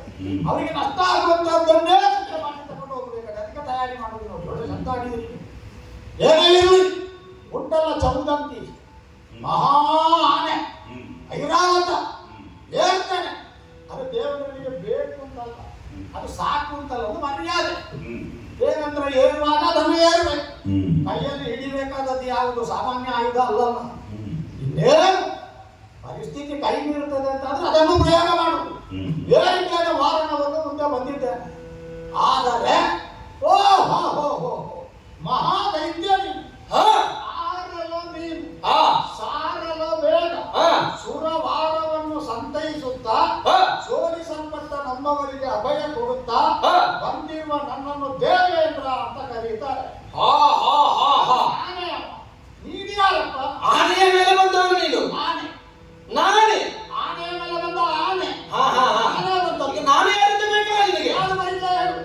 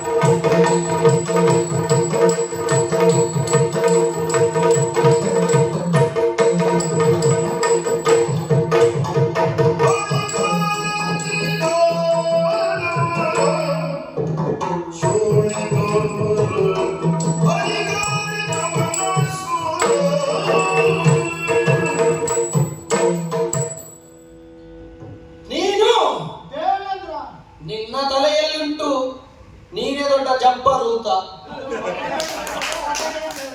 ಅಲ್ಲ, ಜಬ್ಬರು ಅಂತಂದ್ರೆ ಹಿರಿಯರು. ಅಲ್ಲ, ಒಳಗೆ ಹೊರಗೆ ಏನೇ ಆಗ್ಲಿ ನಾವು ಹೇಳುದು ನಾವೇ ಜಬ್ಬರು ಅಂತ. ನಾವು ಈ ಹೊರಗಿನದ್ದನ್ನು ಸರಿ ಗುರುತಿಸ್ಲಿಕ್ಕೆ ಆಗದೆ ಹೋದವನಿಗೆ ಆಕ್ಷೇಪ ಅಂತ ತಿಳಿಬೇಡ. ದೃಷ್ಟಿ ದೋಷ ಅಂತ ಹೇಳುದು. ಕೆಲವರಿಗೆ ಹತ್ತಿರ ಹೋದಾಗ ಆನೆ ಇರುವ ಹಾಗೆ ಕಂಡ್ರೆ ಅದನ್ನು ಸಮೀಪ ದೃಷ್ಟಿ ದೋಷ ಅಂತ ಕರೆಯುವುದು. ನೀನಿಷ್ಟು ಸಮೀಪ ಬಂದ್ರು ದೂರ ದೃಷ್ಟಿ ದೋಷ ಉಂಟಲ್ಲ ನಿಮಗೆ, ಅಲ್ವಾ? ಅಲ್ಲ ಶಬ್ದ ಜಬ್ಬರು ಅಲ್ವಾ? ಯಾಕಂದ್ರೆ ಜಬ್ಬರಾದವರು ಯಾರು ವಯೋಮಾನದಲ್ಲಿ ದಡುತಿ ದೇಹವನ್ನು ಹೊಂದುತ್ತಾರೋ, ಸಾಕಷ್ಟು ಮುದುಡಿದಿರ್ತಾರೋ ಅದು ಸಾಧನೆಯ ಮೂಲಕ ಹುಟ್ಟಿದ್ದು ಅಂತ ಲೆಕ್ಕ. ಆದ್ರೆ ನಿನಗಿಂತ ಜಬ್ಬ ನಾನಲ್ವಾ? ಹಾಗಂತೇಳಿ ನೀನನ್ನು ಕಡಿಮೆ ಅಲ್ಲ, ಅದನ್ನೇ ಅದು ನೀನು ವರ್ಣದಲ್ಲೂ ವಿಚಿತ್ರ. ಹೇಗೆ ಕರಿ ಕರಿ ಕರಿ ಕರಿ ಕರಿ ಕರಿ ಕರಿ ಕರಿ ಹೌದು, ಆನೆ ಕರಿ. ಆನೆ ಕರಿ ಅಂದ್ರೆ ಮದ ಕರಿ. ನನ್ನ ಹಿಂದೆ ನಿನ್ನ ಆನೆ ನಿಂತು ನಿನಗೆ ನಾನು ಕಾಣೋದಿಲ್ಲ. ಮದ ಇದ್ದೀನಿ. ಹೌದು, ಇಲ್ಲಪ್ಪ, ಈಗ ಸಾರಬೇಕಲ್ಲ. ಯಾರು ನೀನು, ಏನು ಹೀಗೆ ಬಂದದ್ದು? ನಿನಗೆ ಖಾರದ್ದು ಗೊತ್ತುಂಟ? ಖಾರ ಇರುವಂತದ್ದು ಅದು ಮತ್ತೆ ಈ ಕಟ್ಟು ರಿಕ್ತ ಮಧು ಆಮ್ಲ ತೈಲ ಲವಣ ಅದರಲ್ಲಿ ಅಕ್ಷರ ಅಲ್ವ ಹಾ ನಮಗೆ ರುಚಿಗೆಲ್ಲ ಬೆಲೆ ಇಲ್ಲ ಹಾ. ದೇವಲೋಕದಲ್ಲಿ ನಮಗೆ ಸಿಹಿಯು ಒಂದೇ ಲವಣವು ಒಂದೇ. ಇದು ರುಚಿ ನೋಡ್ಬೇಕಾದ್ರೆ ನಮ್ಮಲ್ಲಿ ಇವಾಗ ಅದೇ ನಿಮ್ಮಲ್ಲಿಗೆ ಬಂದು ರುಚಿ ನೋಡಿದ ಅನುಭವದಿಂದ ಖಾರ ಸ್ವಲ್ಪ ಗೊತ್ತುಂಟು ನನಗೆ. ಕೆಂಪು ಕೆಂಪು ಅಯ್ಯೋ ಮೆಣಸು ಹಾ ಅದು ನಮ್ಮಲ್ಲಿ ಹಾ ನಮ್ಮಲ್ಲಿ ಅದು ಮೇಲೆ ಬೆಳೆಯುವುದಲ್ಲ. ಹಾ ಅದೇ ನಸ್ಸು ಅಂತ ಬರುವುದು ಮತ್ತೊಂದು ಭೂಮಿ ಕೆಳಗೆ ಬೆಳೆಯುತ್ತದಲ್ಲ ಹಾ. ಅದೆಂತದ್ದು? ಮೇಲೆ ಬೆಳೆಯುವುದು ಮೆಣಸು. ಹಾ. ಮೆಣಸು ಹೌದು. ಭೂಮಿಯ ಕೆಳಗೊಂದು ನಸ್ಸು ಬೆಳೆಯುತ್ತದಲ್ಲ ಒಂದು ಕೆಂಗೆಣಸು ಹೌದು ನಾನು ಯಾಕಂದ್ರೆ ನಿಮಗೆ ಮೇಲೆ ಕೆಳಗೆ ಆಗ್ಲಿಲ್ಲ ಇಲ್ಲಿಗೆ ಬಂದಾಗ ಮೆಣಸು ಕೆಳಗೆ ಮೆಣಸು ಮೇಲೆ ಸಾಕು. ನಾವು ಇರುವುದೇ ಕೆಳಗಿಂದ ಮೇಲೆ ಬಂದಿದ್ದೇವಂತಾದ್ರೆ ಅದೇ ನೀವು ಇರುವುದೇ ಕೆಳಗೆ. ಹೌದು. ಆಗಾಗ ಅಪರೂಪಕ್ಕೆ ಮೇಲೆ ಬಂದವರಿಗೆ ಹೆಚ್ಚು ಕಡಿಮೆ ಆಗ್ತದೆ. ನಿಮಗೆ ಹೆಚ್ಚು ಕಡಿಮೆ ಆಗದಾಗ ಸ್ವಲ್ಪ ಕಡಿಮೆ ಆದ್ರೆ ಅಡ್ಡಿಲ್ಲ. ಹಾ. ಹೆಚ್ಚು ಕಡಿಮೆ ಆಗಬಾರ್ದು ಒಂದು ಅದಕ್ಕಿದ್ರೆ ಅಲ್ಲ ಹಾಗೆ ಗೊತ್ತುಂಟು ಸರಿ ಮೆಣಸು ಅಂತ ಆಡಿದೆ. ಹಾ. ಅಲ್ಲಿಗೆ ಹೋಗೋಣ ಮೆಣಸು ಮೆಣಸು. ಹಾ, ಏನು? ಅದು ನಮ್ಮ ಪುರದಲ್ಲಿ ಬೆಳೆಯುವುದು ಹಾ? ಹೌದು ಹಾಗಾದ್ರೆ ನಾವು- ನಾವೇ ಅದರ ಮೂಲ ಪುರುಷ ಹಾಗಾದ್ರೆ ಭೂಲೋಕದಲ್ಲಿ ಮೆಣಸು ಉತ್ಪಾದಕ ಬೃಹತ್ ಸ್ಥಳ ಇರುವುದು ನಿಮ್ಮಲ್ಲಿ. ಹೌದು ಹಾ, ಹಾ, ಹಾ. ಅಲ್ಲಿಂದ ಈಗ ಎಲ್ಲ ಕಡೆಗೆ ಹೇಗೆ ನಿಮ್ಮ ಉದ್ಯಮ ಹೇಗಿದೆ ಅಂದ್ರೆ ಉದ್ಯಮ ಧೈರ್ಯ ಸಾಹಸ ಬುದ್ಧಿ ಎಲ್ಲ ಉಂಟಲ್ಲ. ನಿಮ್ಮ ಈ ವ್ಯವಹಾರ ಹೇಗುಂಟು ಲಾಭವ ನಷ್ಟವ? ಅಲ್ಲ ಅದರ ಖಾರ ರುಚಿ ನಿಮಗೆ ತಟ್ಟಿರ್ಬೇಕಲ್ಲ ಹಾಗಾದ್ರೆ ನಿಮ್ಮದು ವ್ಯವಹಾರಕ್ಕೆ ಇರಲ್ಲ. ಹಾ. ಅವರಿಗೆ ಕೊಡುವುದಕ್ಕೆ ಹೌದು. ಮೈ ಮೇಲೆ ಕಿವುಚುವುದಕ್ಕೆ. ಹಾ. ಹಾ, ಹಾ, ಹಾ, ಹಾಗೆ ಹಾ. ಕೆಂಪನ್ನೇ ನಾವು ಮೆಚ್ಚಿಕೊಂಡಿರುವುದ ಕಾರಣ ಶೋಣಿತಾಪುರ ಹಾ, ಶೋಣಿತ. ನೀನು ಅಷ್ಟು ಚಿಕ್ಕದ್ ಮಾಡಿ ಹೇಳಬೇಕು ಅದು ಶೋಣಿತ ಕಠಿಣವಾಗಿ ಹೇಳಿದ್ದು ನಾನು ಅಷ್ಟು ಏರಿಸಿ ಹೇಳಿದ್ದೇನೆ ಶೋಣಿತ ಹಾ ಶೋಣಿತ. ಹಾ ಹಾ, ಹಾ, ಹಾ. ಶೋಣಿತಾಪುರದ ಅರಸು ಶೋಣಿತಾಪುರದ ಅರಸರು ನೀನು. ಹಾ ನಿನ್ನ ಹೆಸರು ನಿನಗೆ ಗೊತ್ತಿಲ್ಲ ಅಂತ ಅಲ್ವಾ ಹೇಳಿ ಹೇಳಿ ಇಲ್ಲಿ ಇರುವವರಿಗೆ ಅಲ್ಲ, ಮಾಡಬೇಕು ನನಗೆ ಒಂದು ಗೊತ್ತುಂಟು. ಹಾ ಅದುವೇ ನೀನು ಅಂತ ಖಚಿತ ಅದುವೇ ಜನಾಸುರ. ನೀನ ಹಾ. ನಿನಗೆ ಆವರಣದಲ್ಲಿ ಒಂದು ಸೋಮಕಾಂತ ಹೆಸರು ಇರುವ ಹೌದೌದು ಅದು ಎದುರಿಗಿಲ್ಲ. ತಮ್ಮ ಆವರಣದಲ್ಲಿ ಸೋಮಕ. ಅದನ್ನು ನಾನು ಹೆಚ್ಚು ಬಳಸುವುದಿಲ್ಲ ಅದನ್ನೆಲ್ಲ ಹೆಚ್ಚು ಬಳಸುವುದಾದ್ರೆ ನೀನು ತಮ ಆಗಲಿಕ್ಕಿಲ್ಲ. ಅಲ್ಲ ನೀನು ತಮ ಆಗದೇ ಇರಬೇಕಾದ್ರೆ ಸೋಮಕನಾಗಬೇಕಾದ್ರೆ ಆಗುದಿಲ್ಲ ನೀನು. ನನಗೆ ಕತ್ತಲೆ ಪ್ರಿಯ ಅಂತ ಅಯ್ಯೋ ಕತ್ತಲೇ ಅಲ್ವಾ ಬೆಳಕನ್ನು ಇರುವ ಕಲ್ಪ. ಅಲ್ವಾ ಹಾ. ಮತ್ತೆ ಕತ್ತಲು ಇಲ್ಲದೆ ಇದ್ರೆ ಹಾ. ಬೆಳಕಿಗೊಂದು ಬೆಲೆ ಉಂಟು ಮೇಲೆ ಇಲ್ಲದಿದ್ರೆ ಕೆಳಗುಂಟು, ಎಡ ಇದ್ರೆ ಬಲ ಅಲ್ವಾ, ಎಲ್ಲಿದ್ರೆ ಅಲ್ವಾ ಗಂಡು, ಅಗಲಿದ್ರೆ ಅಲ್ವಾ ರಾತ್ರಿ. ಅಲ್ವಾ ಹಾ. ಈಗ ನಿನ್ನ ಜೊತೆಗೊಂದು ಬೇಕಲ್ಲ ನನ್ನ ಜೊತೆ ಒಪ್ಪಿಬೇಕಾದ್ರೆ ಮೆಣಸು ಹಿಡ್ಕೊಂಡು ಬಂದದ್ದು. ನಿನ್ನ ಮೆಣಸನ್ನು ವಾಣಿಜ್ಯ ಪ್ರವೃತ್ತಿಯಿಂದ ಇಲ್ಲಿಟ್ಟು ಮೆಣಸಿಗೆ ಪರ್ಯಾಯ ಬೇರೆ ದೃಷ್ಟಿಗೆ ಬಂದದ್ದು. ನಿನಗೆ ಕಾಲ ಕೊಡುವುದಕ್ಕೆ ಬಂದದ್ದು ಅಂದ್ರೆ ತಾತ್ಪರ್ಯ ನೀನು ಕುಳಿತಲ್ಲಿಂದ ಇಳಿಬೇಕು ನನ್ನನ್ನು ಸಗದು ಹಾ ಈ ಲೋಕಕ್ಕೆ ನಾನು ಅಧಿಪತಿಯಾಗಬೇಕು ಏನು ಏನು ತಾಮಸ ಗುಣದ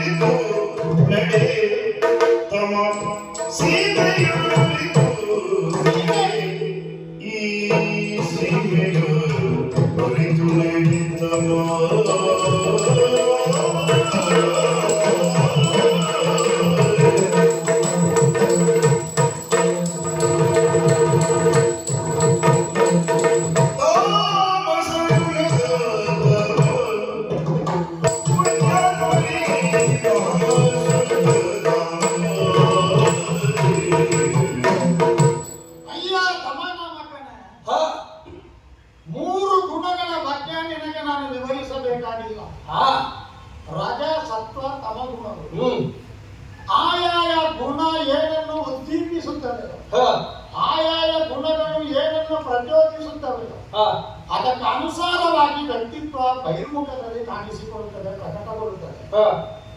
ತಾಮಸ ಗುಣ ತಮನಾದಂತ ನಿನಗೆ, ಸೋಮಕನಾದ ನಿನಗೆ ಇದ್ರೆ ಅದು ಸಹಜವೇ ಅಲ್ವಾ? ಅದನ್ನ ಅಸಹಜ ಅಂತ ನಾನು ಅಲ್ಲದೆ ಇದ್ರೆ ದೋಷ.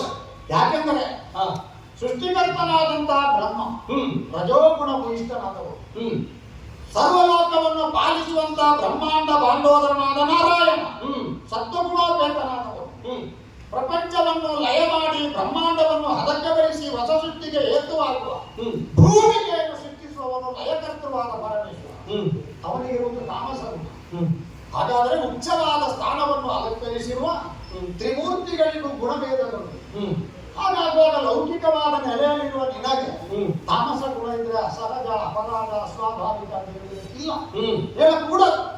ಆದರೆ ನೀನು ಕ್ಷೇತ್ರ ನ್ಯಾಯನ, ಪಾತ್ರ ನ್ಯಾಯನ ವ್ಯವಹರಿಸಿದ ಬಗೆಯಿಂದ ತಾಮಸ ಗುಣದ ನೀನು ನಿನ್ನ ತಾಮಸ ಗುಣವನ್ನು ಅಭಿವ್ಯಕ್ತಗೊಳಿಸುವುದಕ್ಕೆ ಬಳಸಿದ ವೇದಿಕೆ ತಪ್ಪಿ ಹೋಯಿತು ಅಂತ ನನಗೆ ದಿಗಿಲು ಆತಂಕ. ಹೇಗೆ ಹೇಗೆ? ಯಾಕಂದ್ರೆ ಒಂದು ಪಾತ್ರ ಅದಕ್ಕೆ ಉಚಿತವಾಗಿ ವ್ಯವಹರಿಸಬೇಕು.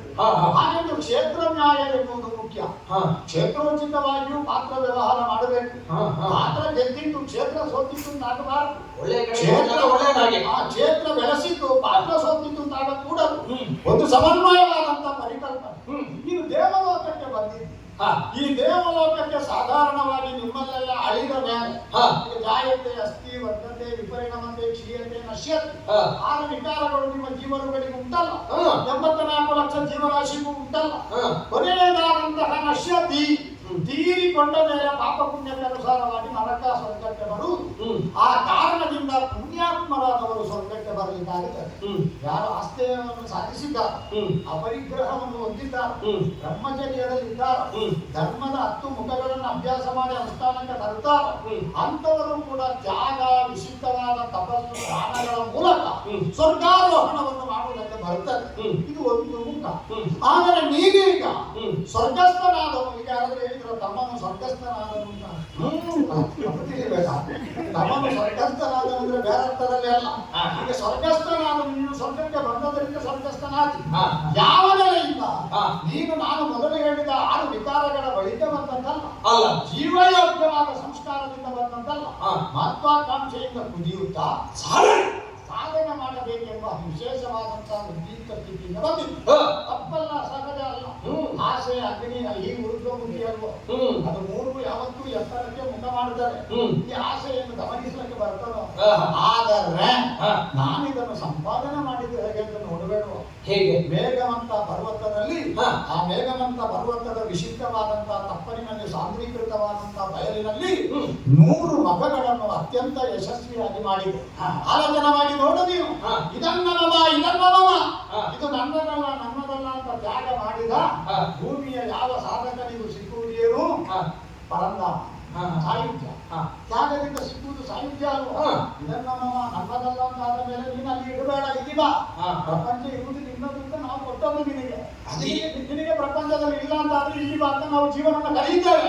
ಹಾಗಾದ್ರೆ ಇದನ್ನವ ಅಂತ ಹೇಳಿದವನಿಗೆ ಪರಂಧಾಮ ಸಿಕ್ಕುವುದು. ಆದ್ರೆ ನನ್ನ ವಿಚಾರದಲ್ಲಿ ವಿಲಕ್ಷಣತೆಯನ್ನು ನೋಡು. ಇದನ್ನವ ಅಂತ ಕೊಟ್ಟರೆ ಅವನಿಗೆ ಭೋಗಲೋಕದ ಅಧಿಕಾರ ಸಿಕ್ಕಿತು ಅಂತ ಅಲ್ಲ. ಇದು ಮಾದರಿಯಾಗಿದೆ ಕೆಲವರಿಗೆ. ಮಾದರಿ ಮಾತ್ರ ಅಲ್ಲ, ಇದು ಅಪೂರ್ವ ಅಲ್ಲ. ಕೆಲವರು ತನ್ನದನ್ನು ಇದು ನನ್ನದಲ್ಲ, ಇದು ನನ್ನದಲ್ಲ ಅಂತ ಹೇಳುದು, ನನ್ನದಲ್ಲನ್ನು ಹೇಳುದು. ಒಂದೊಂದು ದಿವಸ ಹೀಗೆ ಆಗಬಹುದಲ್ಲ. ಆಗಲ್ಲ. ಹಾಗೆಂತೇಳಿ ನನ್ನದಲ್ಲ ಅಂತ ಕೊಟ್ಟವರಿಗೆ ಸ್ವರ್ಗ ಸಿಕ್ಕಿದೆಯೋ? ಅವರ ಮನೆ ನರಕ ಆಗ್ತದೆ. ನನ್ನದು ಆಗಲ್ಲ, ಅಪೂರ್ವ. ಬೇರೆಯವರಿಗೆ ಆಗುದಿಲ್ಲ ಅದು. ಶತಮಾನಗಳನ್ನು ಮಾಡುವಾಗ ನನ್ನೊಳಗನ್ನು ತ್ಯಜಿಸಿ ತ್ಯಾಗ ಮಾಡಿ ಭೋಗಲೋಕವನ್ನು ಅಧಿಕಾರವಾಗಿ ಪಡೆದಿದ್ದೇನೆ. ಅದಕ್ಕೆ ನಿಯಮ ಅಂತ ಇರುವ ಒಂದು ಮನ್ವಂತರದ ವರೆಗೂ ನಾನು ಇಲ್ಲಿಗೆ ಆಡಳಿತಗಾರನಿ. ಕೃತ ಮತ್ತು ತ್ರೇತ ದ್ವಾಪರ ಕಲಿಗಳನ್ನು ಯುಗಗಳು 1000 ಸಲ ಮರುಕಳಿಸಿದಾಗ ಬ್ರಹ್ಮನ 1 ದಿವಸ ಅಂತ ಲೆಕ್ಕ. ನಿಮ್ಮ ಭೂಲೋಕದ ಲೆಕ್ಕದಲ್ಲಿ ಅಂತ 30 ದಿನ ಅವನ 1 ತಿಂಗಳು, ಅಂತಹ 12 ತಿಂಗಳು 1 ವರ್ಷ. ಬ್ರಹ್ಮನ 100 ವರ್ಷ ನನ್ನ ಆಯುರ್ಮಾನ. ಇದು ನನಗೆ ಉಚಿತವಾಗಿ ಸಿಕ್ಕಿದ್ದಲ್ಲ. ಉದಾರವಾಗಿ ದಾರಿಯಲ್ಲಿ ಹೋಗುವವರು ಇದು ಕಡೆ ನಿಮ್ಮಲ್ಲಿ ಯಥಾಕಡಿತ ಕೊಟ್ಟದ್ದಲ್ಲ, ಸಾಧನೆಯಿಂದ ನಾನು ಸಂಪಾದನೆ ಮಾಡಿದ್ದು. ಹಾಗಾದರೆ ಪುಣ್ಯ ಎನ್ನುವುದನ್ನು ಗೈದವರು ಸ್ವರ್ಗಕ್ಕೆ ಬರುವುದು. ಅದು ನಿನ್ನಲ್ಲಿದ್ದ ಹಾಗೆ ಕಾಣುವುದಿಲ್ಲ. ನೀನಲ್ಲಿದ್ದ ಆ ಸ್ಮೃತಿ ಇರುವುದು ಯಾರಾದ್ರೂ ಸ್ವರ್ಗಕ್ಕೆ ತಕೊಂಡಾರ ಸ್ವರ್ಗವನ್ನು ನಾವು ಸ್ವರ್ಗ ಮಾಡ್ತೇವೆ ಅಂತ ನಿಮ್ಮ ಸ್ವಚ್ಛ ಮಾಡಿದಂತೆ ಮಟ್ಟ ಮಾಡಿ ಅದಕ್ಕೆ ಬೇಲಿ ಹಾಕಿ ಅದು ಅಮರಾವತಿ ನಿರ್ಮಾಣ ಮಾಡಿ ಆ ವಿಶಿಷ್ಟವಾದಂತಹ ವೈಜಯಂತ ಗೋಪುರ ನಿರ್ಮಾಣ ಮಾಡಿ ಸ್ಫಟಿಕದ ನೆಲ ಹಾಕಿ ಅಲ್ಲಲ್ಲಿ ಮೇರು ಪರ್ವತವನ್ನು ಕಿತ್ತುತ್ತ ನಾನು ಬೇಕಾದ್ರೆ ಸಹಾಯ ಮಾಡ್ತೇನೆ. ಸ್ವಲ್ಪ ಹೊಸದುಂಟ. ಇದು ಪುರುಷತ್ತೇನು? ನೀವು ಭೂಮಿಯನ್ನು ಸ್ವರ್ಗ ಮಾಡ್ತೀರೋ ಈ ಕಳಪೆ ಬುದ್ಧಿ ಬಿಡ್ತೀರೋ ನಾವು ಬೇಕಾದ್ರೆ 100 ದಿನ ಕಳಸೇವೆ ಆ ಕಾರಣದಿಂದ ಕಾಮಸಗುಣದ ಕ್ರಮ ಯಾವ ಕಾರಣಕ್ಕೂ ನೀನು ಮಿತಿ ತಿಳಿಬೇಕು. ನೀನು ನಿನ್ನ ಸರಹದ್ದನ್ನು ಮೀರಿ ಬರಕೂಡದು. ನಮಗೆ ಪ್ರೀತಿ ಉಂಟು, ನೀನೇನು ಹೊರಗಿನವನಲ್ಲ. ಕೆಲವೊಂದು ದುಡುಕಿನಿಂದ ತಪ್ಪಿ ಬಂದಾಗ ನೀತಿ ಹೇಳಬೇಕಾಗ್ತದೆ. ಹಾಗಾಗಿ ತಾಮಸ ಗುಣ ಎಲ್ಲ ಬಿಟ್ಟು ಬಿಡು, ಯಾಗ ಮಾಡು. ಮುಂದಿನ ಮನ್ವಂತರ ಕಾರ್ಯವಾಗಿ ಈ ಗೋಡೆಯ ಮೇಲೆ ನಿನ್ನ ಹೆಸರನ್ನು ಬರೆದಿರುತ್ತೆ. ದೇವೇಂದ್ರನ ಪದವಿಯ ಅಭಿಲಾಷಿಯಾದ ತಾಮ ಅಂತ ಸಣ್ಣಕ್ಕೆ ಬರೆದಿರುತ್ತೆ. ಗೋಡೆ ಮಾತ್ರ ನಮ್ಮದು ಅಡಿಗೆನೆ ಕೆಂಪು ಹಾಕುದು ಬೇಡ, ನಮ್ಮದು ಹಸಿರು ಗೋಡೆ. ಹಸಿರು ಆ ಕಾರಣದಿಂದ ನೀನೀಗ ಹಿಂದಕ್ಕೆ ಹೋದ್ರೆ ಒಳ್ಳೆಯದಂತ ನನ್ನ ಅಭಿಪ್ರಾಯ. ಇಷ್ಟೆಲ್ಲ ನನ್ನ ಗೆಲ್ಲಬಲ್ಲೆ. ನಿಮ್ಮಲ್ಲಿ ಒಂದು ತಪ್ಪು, ಒಂದು ದೋಷ ಉಂಟು. ಏನು ದೋಷ? ಒಂದು ಒತ್ತಕ್ಷರ ಕಡಿಮೆ ಆಯ್ತು. ಯಾವುದು? ನಾನು ತಮ್ಮ, ನೀನು ತಮ್ಮ. ಅಯ್ಯೋ ಎನ್ನಯ ಬಲಪೂರ್ಜಕೆ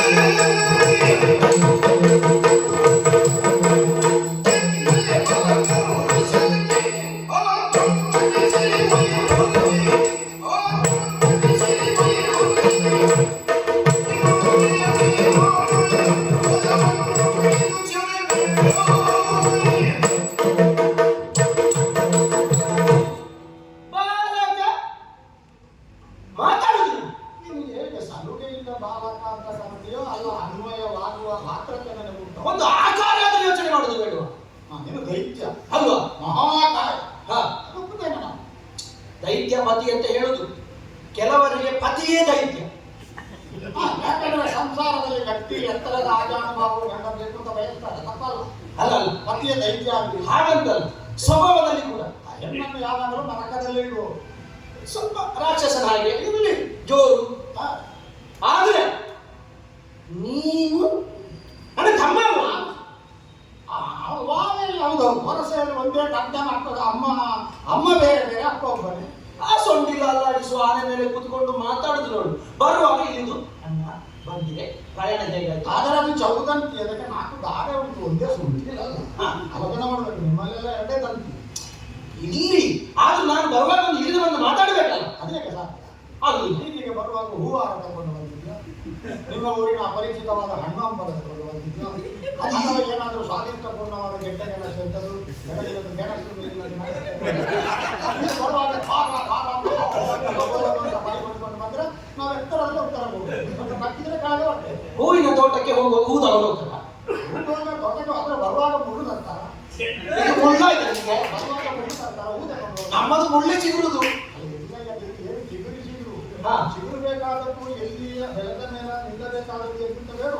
ನಾವೆಲ್ಲ ಚಿಗುರಿದನ್ನು ಊರಿನಲ್ಲಿ ಅದೆಲ್ಲ ಈಗ ನೀನು ನನ್ನನ್ನು ಗೆಲ್ಲುವುದಕ್ಕೋ ಸ್ವರ್ಗಕ್ಕೆ ಬರುವುದಕ್ಕೋ ಪುಣ್ಯ ಮಾಡಿ ಬರುವುದಲ್ಲ. ಈಗ ಬೇರೆ ಯಾವ ದಾರಿಯಲ್ಲಿ ಬರುವುದು? ಈಗ ಬೇರೆ ಯಾವ ದಾರಿ? ನಮ್ಮದು ಪರಾಕ್ರಮ ಅಲ್ವಾ? ಅದು ಬಿಡು. ಹಾಗಾದ್ರೆ ನಿನ್ನಯ ಪರಾಕ್ರಮ ಉಂಟು. ಸಾಧನೆ ಮಾಡಿ ಹಾ. ನಿನ್ನನ್ನು ಇಳಿಸಿ ಸ್ವರ್ಗ ಅಲ್ವಾ? ನಿನಗೆ ನರಕ ತೋರಿಸಬಲ್ಲೆನು. ಅದು ಬಿಡು. ನೀನು ಈ 100 ಯಾಗ ಮಾಡಿದ, ಒಟ್ಟು ಅದಕ್ಕೆ ಎಷ್ಟು ಖರ್ಚಾಯ್ತು? ಲೌಕಿಕವಾದ ಪರಿಭಾಷೆಯಲ್ಲಿ ನಾನು ಕೊಡ್ತೇನೆ. ಈ ಲೌಕಿಕವಾದ ಪರಿಭಾಷೆಯಲ್ಲಿ ಇಷ್ಟು ವರ ಅಂತ ಹೇಳಿದ್ರೆ ಅದೆಲ್ಲ ಕೇವಲ ಕೈಯಿಂದ ಕೊಟ್ಟ ವೆಚ್ಚ ಅಲ್ಲ, ಒಳಗಿನಿಂದ ವ್ಯಯ ಮಾಡಿದ್ದಾರೆ. ನೀನು ವರ್ಷಗಳ ಗಂಗಮಮ ಅಂತ ವ್ಯಯ ಮಾಡಿದ್ದಾರೆ. ಅದಕ್ಕೆ ಯಾವ ಕಾರಣಕ್ಕೂ ಲೆಕ್ಕ ಇಲ್ಲ. ಹಾಗಾದ್ರೆ ಲೆಕ್ಕ ಲೆಕ್ಕ ಹಾಗೆ ಕೊಟ್ಟರೆ ಬರುದು ಅಸಂಖ್ಯ. ನಿನಗೆ ಲೆಕ್ಕವಿಲ್ಲದಷ್ಟು ಕೊಡಬೇಕು. ಎಂತದನ್ನು ಕೊಡುವುದು? ಏಟು. ದೈತ್ಯ ಶರೀರದಿಂದ ಎತ್ತರದಲ್ಲಿ ಕುಳಿತಿರುವ ನನಗೆ ಆನೆಗೆ ಇಳಿಸಿ ನೀನು ಘಾತ ಕೊಡ್ತಿ. ಆ ಮೂಲಕ ದೇವ ಪದವಿಯನ್ನು ಪಡೆಯುತ್ತೇನೋ. ಇಳಿಬೇಕು ನೀನು, ಅದನ್ನು ನಾನು ಪಡಿಬೇಕು. ಏನು ಒಂದು ಮಿತಿ ಬೇರೆ. ಮಿತಿ ಬೇಕತಿಯ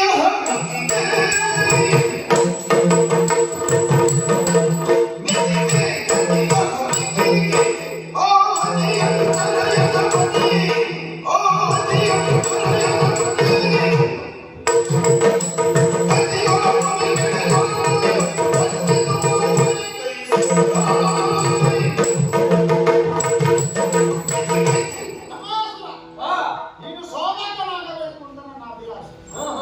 ಪ್ರಾಂಜಲಾಂತಕರಣದಿಂದಲೇ ನಾನು ಅಜಿತ್ತೆ.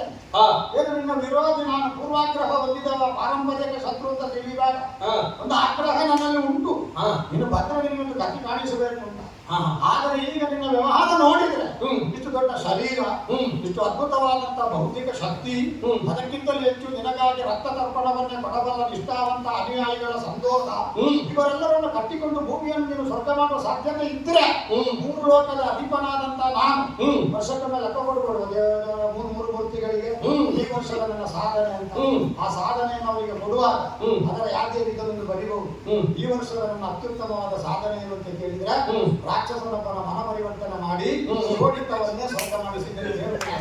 ನನ್ನ ಸಾಧನೆಯ ಕಿರೀಟಕ್ಕೊಂದು ತುರಾಯಿ ಸಿಕ್ಕಿದಾಗ ಆಗಲಿಲ್ಲ. ಈ ಉದ್ದೇಶದಿಂದ ನಿನಗೆ ಸಾಗಿ ಹೇಳಿದೆ. ಆದರೆ ನೀನು ಯಾಕೋ ಅಹಮಿಕೆ ಉಳ್ಳವನಾಗಿ ತೋರು. ಇದು ಬಹಳ ಹಾಡು. ಕಾಮ, ಕ್ರೋಧ, ಲೋಭ, ಮೋಹ, ಮದ, ಮತ್ಸರ, ಇದು 6 ವಿಕಾರಗಳ ಬಗ್ಗೆ ನಿನಗೆ ಗೊತ್ತುಂಟಲ್ಲ. 6 ವೈರಿಗಳಿಂದ ಗೊತ್ತುಂಟಲ್ಲ. ಕಾಮದ ಮೂಲಕ ಒಂದನ್ನು ಪಡೆಯಬೇಕೆಂಬ ಸಂಕಲ್ಪ ಬರ್ತದೆ. ಒಮ್ಮೆ ಕಾಮಿತಾರ್ಥ ಈಡೇರಿಸಲ್ಪಟ್ರೆ ಆ ಕಾಮ ಆದ ಮೇಲೆ ಕ್ರೋಧ, ಅದೇನಾದ್ರೂ ತಪ್ಪಿ ಹೋದ್ರೆ ಮಹಾಕ್ರೋಧ ಬರ್ತದೆ. ಕಾಮ ಕ್ರೋಧದ ಬೆನ್ನಿಗೆ ಒಬ್ಬಾತನಲ್ಲಿ ಕಾಣಿಸಿಕೊಳ್ಳುವುದು ಇದರ ಮೇಲೆ ವಿಶೇಷವಾದ ಲೋಭ. ನನ್ನದೇ ಅಂತ ಹೇಳುವಂತ ಅಭಿಪ್ರಾಯ. ಲೋಭ ಒಮ್ಮೆ ಹುಟ್ಟಿತು, ಅದರ ಅನ್ನ ಮೋಹ ಹಿಂದಿನ ಭಾಗದಲ್ಲಿ ಬರ್ತಾನೆ. ಅದೇ ಹೇಳುದು ಮೋಹ ಪಾರವಶ್ಯ. ಆ ಮೋಹ ಆದ ಮೇಲೆ ಸಣ್ಣಕ್ಕೆ ಮದ ಅಂಕುರಿಸ್ತದೆ. ತನ್ನಲ್ಲಿಲ್ಲದ ವಸ್ತು ಮತ್ತೊಬ್ಬನಲ್ಲಿದ್ರೆ ಮತ್ಸರ ಬರ್ತದೆ. ಈಗ ನೀವೊಂದು ಅಹಮಿಕೆ ಬಂದಿದೆ. ಇದೆಲ್ಲ ಇಲ್ಲಲ್ಲ, ಈ ಸುವಸ್ತುಗಳು ಸಿಗಲಿಲ್ಲಲ್ಲ, ಸಿಗಬೇಕಾದ ಯೋಗ ಪಡೀಲಿಲ್ಲಲ್ಲ. ಆ ಕಾರಣದಿಂದ ನನ್ನ ಮೈ ಮೇಲೆ ಅಭಿಯೋಗವನ್ನು, ನಮ್ಮ ಊರಿನ ಮೇಲೆ ದಿಗ್ವಿಜಯವನ್ನು ಸಾಧಿಸುವ ಹಣಿಗೆಟ್ಟುಕೊಂಡು ಬಂದಿದ್ದಿ. ಆ ಕಾರಣದಿಂದ ಮಿತಿಬೇಕು ನಿನ್ನ ಅಹಮಿಕೆಗೆ. ಯಾವ ಕಾರಣಕ್ಕೂ ಅದನ್ನು ಮೀರಿ ನಡೆದರೆ ಮರಣ ಶಾಸ್ತಿಯಾಗಿತ್ತು ಕೆಲವರಿಗೆ. ನಾನು ದುಡುಕುವುದಿಲ್ಲ, ನನ್ನನ್ನು ದುಡುಕುವಾಗ ನೀನು ಮಾಡಬಾರದು. ನಾನು ಶೋಭಾಯಮಾನ ಸ್ಥಿತಿಯಲ್ಲಿ ಮಾತ್ರ ಆಯುಧ ಹಿಡಿದಿದ್ದೇನೆ. ಇದನ್ನು ನಿನ್ನ ಮೇಲೆ ನಾನು ಪ್ರಹರಿಸುವ ಆಗಿನ ಸಾಧ್ಯತೆಯನ್ನು ನೀನಾಗಿ ತಂದುಕೊಳ್ಳಕೂಡದು. ನೀನು ನೆತ್ತಿಯ ಮೇಲೆ ಬಿಸಿ ನೀರನ್ನು ಒಯ್ದ್ರೆ ಕಾಲು ಬುಡಕ್ಕೆ ಬರ್ತದೆ ಎನ್ನುವುದನ್ನು ಜತನದಿಂದ ಜಪಿಸಬೇಕು. ನಿನ್ನ ಮಿತಿಯನ್ನು ನೀನು ಮರೆತು ನಿನ್ನ ಸಾಧ್ಯತೆಯನ್ನು ನೀನು ಉಲ್ಲಂಘಿಸಿ ಅದರ ಮಧ್ಯದಲ್ಲಿ ಉಚ್ಚರಂಕಲವಾಗಿ ದಬಾಯಿಸಿದರೆ ಸಮಾಸುರ ನಿನಗೆ ನಾನು ನರಕ ಸಂದರ್ಶನ ಮಾಡಿಸಬೇಕಾಗ್ತದೆ. ಒಂದ ದಾರಿಗೆ ನೀನು ಹಿಂದಿರುಗಿ ಹೋದ್ರೆ ಶ್ರೀಮಂತ ಶೋಣಿತಾಪುರದ ಹೆಬ್ಬಾಗಿಲಿನಲ್ಲಿ ತಳಿರು ತೋರಣಗಳ ಸ್ವಾಗತವನ್ನು ಪಡೆಯುವ ಭಾಗ್ಯಶಾಲಿಯಾಗುತ್ತಿ. ಇಲ್ಲದೆ ಹೋದ್ರೆ ಮರಣ ಶಾಸನ ನಾನು ಬದಲಾಗಿ ನೀನು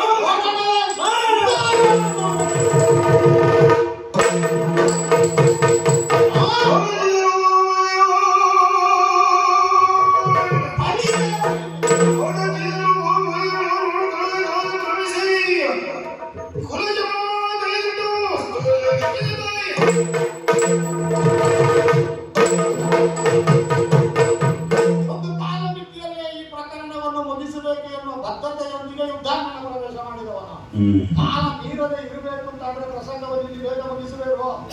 ಇವನ ಮೇಲೆ ವಿವಿಧ ಆಯುಧ ಪ್ರಯೋಗ ಮಾಡಲಿಕ್ಕಿಲ್ಲ. ಅದೋನ್ಮಂತಿಕೆಯಿಂದ ಪೀಡಿತವಾದ ಇವನ ಮೆದುಳಿಗೆ ಹೊರಗಿರುವಂತಹ ನರನಾಡಿಗಳಲ್ಲಿ ಶುದ್ಧವಾದ ಯೋಚನಾ ರಕ್ತ ಹರಿಯುವ ಹಾಗೆ ತಡೆಗಳನ್ನು ನಿವಾರಿಸುವುದಕ್ಕೆ ಅದಕ್ಕೊಂದು ಗಾತ ಕೊಡಬೇಡುವ. ಕೈಯಲ್ಲಿರುವುದು ಪುಲಿಶ. ಒಬ್ಬನ ಮೈ ಮೇಲೆ ಇಟ್ಟರೆ ಅದರ ಪ್ರಾಣವನ್ನು ತಕೊಂಡು ಬರುವುದು ಬಿಟ್ಟರೆ ಬೇರೆ ಅಭ್ಯಾಸ ಇದಕ್ಕಿಲ್ಲ. ಪುರುಷವನ್ನು ಎತ್ತಿಯವನ ಎತ್ತಿಯವನ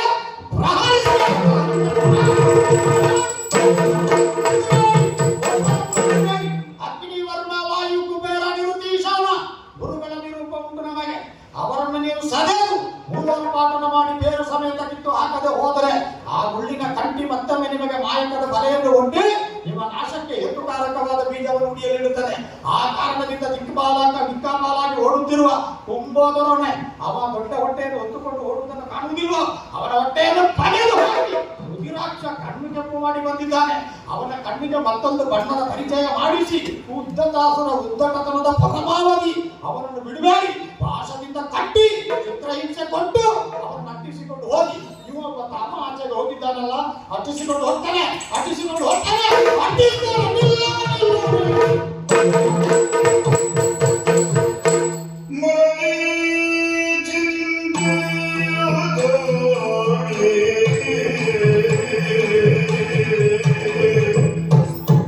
ಹಾಯ್, ದಯವಿಟ್ಟು ನಮ್ಮ ಚಾನಲ್ ಸಬ್ಸ್ಕ್ರೈಬ್ ಮಾಡಿ, ಲೈಕ್ ಮಾಡಿ, ಶೇರ್ ಮಾಡಿ. ಪ್ರಪಂಚದಲ್ಲಿ ಮಂಗಳಕಾರಕ ಕೆಲಸ ಮಾಡುವವರು, ಅವರು ಪ್ರಪಂಚದಲ್ಲಿ ಯಾವತ್ತೂ ಅನ್ಯೋನ್ಯವಾಗಿ ಸಂದೇಶ ಕೊಡುವವರು, ಅವರ ಮನೆಯಲ್ಲೆಲ್ಲ ಆಶ್ರಯ ಪಡೆದ ಅಂತ ಅವರಿಗೆ ಉದಾಹರಣೆ ಸಿಗುತ್ತದೆ. ಇದು ದುಷ್ಟರ ವಿಜೃಂಭಣೆಗೆ ಹೆತ್ತು ಆಗುತ್ತದೆ. ಜಾತಿ ದೇವಿ ತಮ್ಮನನ್ನು ಅವನ ಬಳಗದವರನ್ನು ಬಿಡದೆ ಹೋದರೆ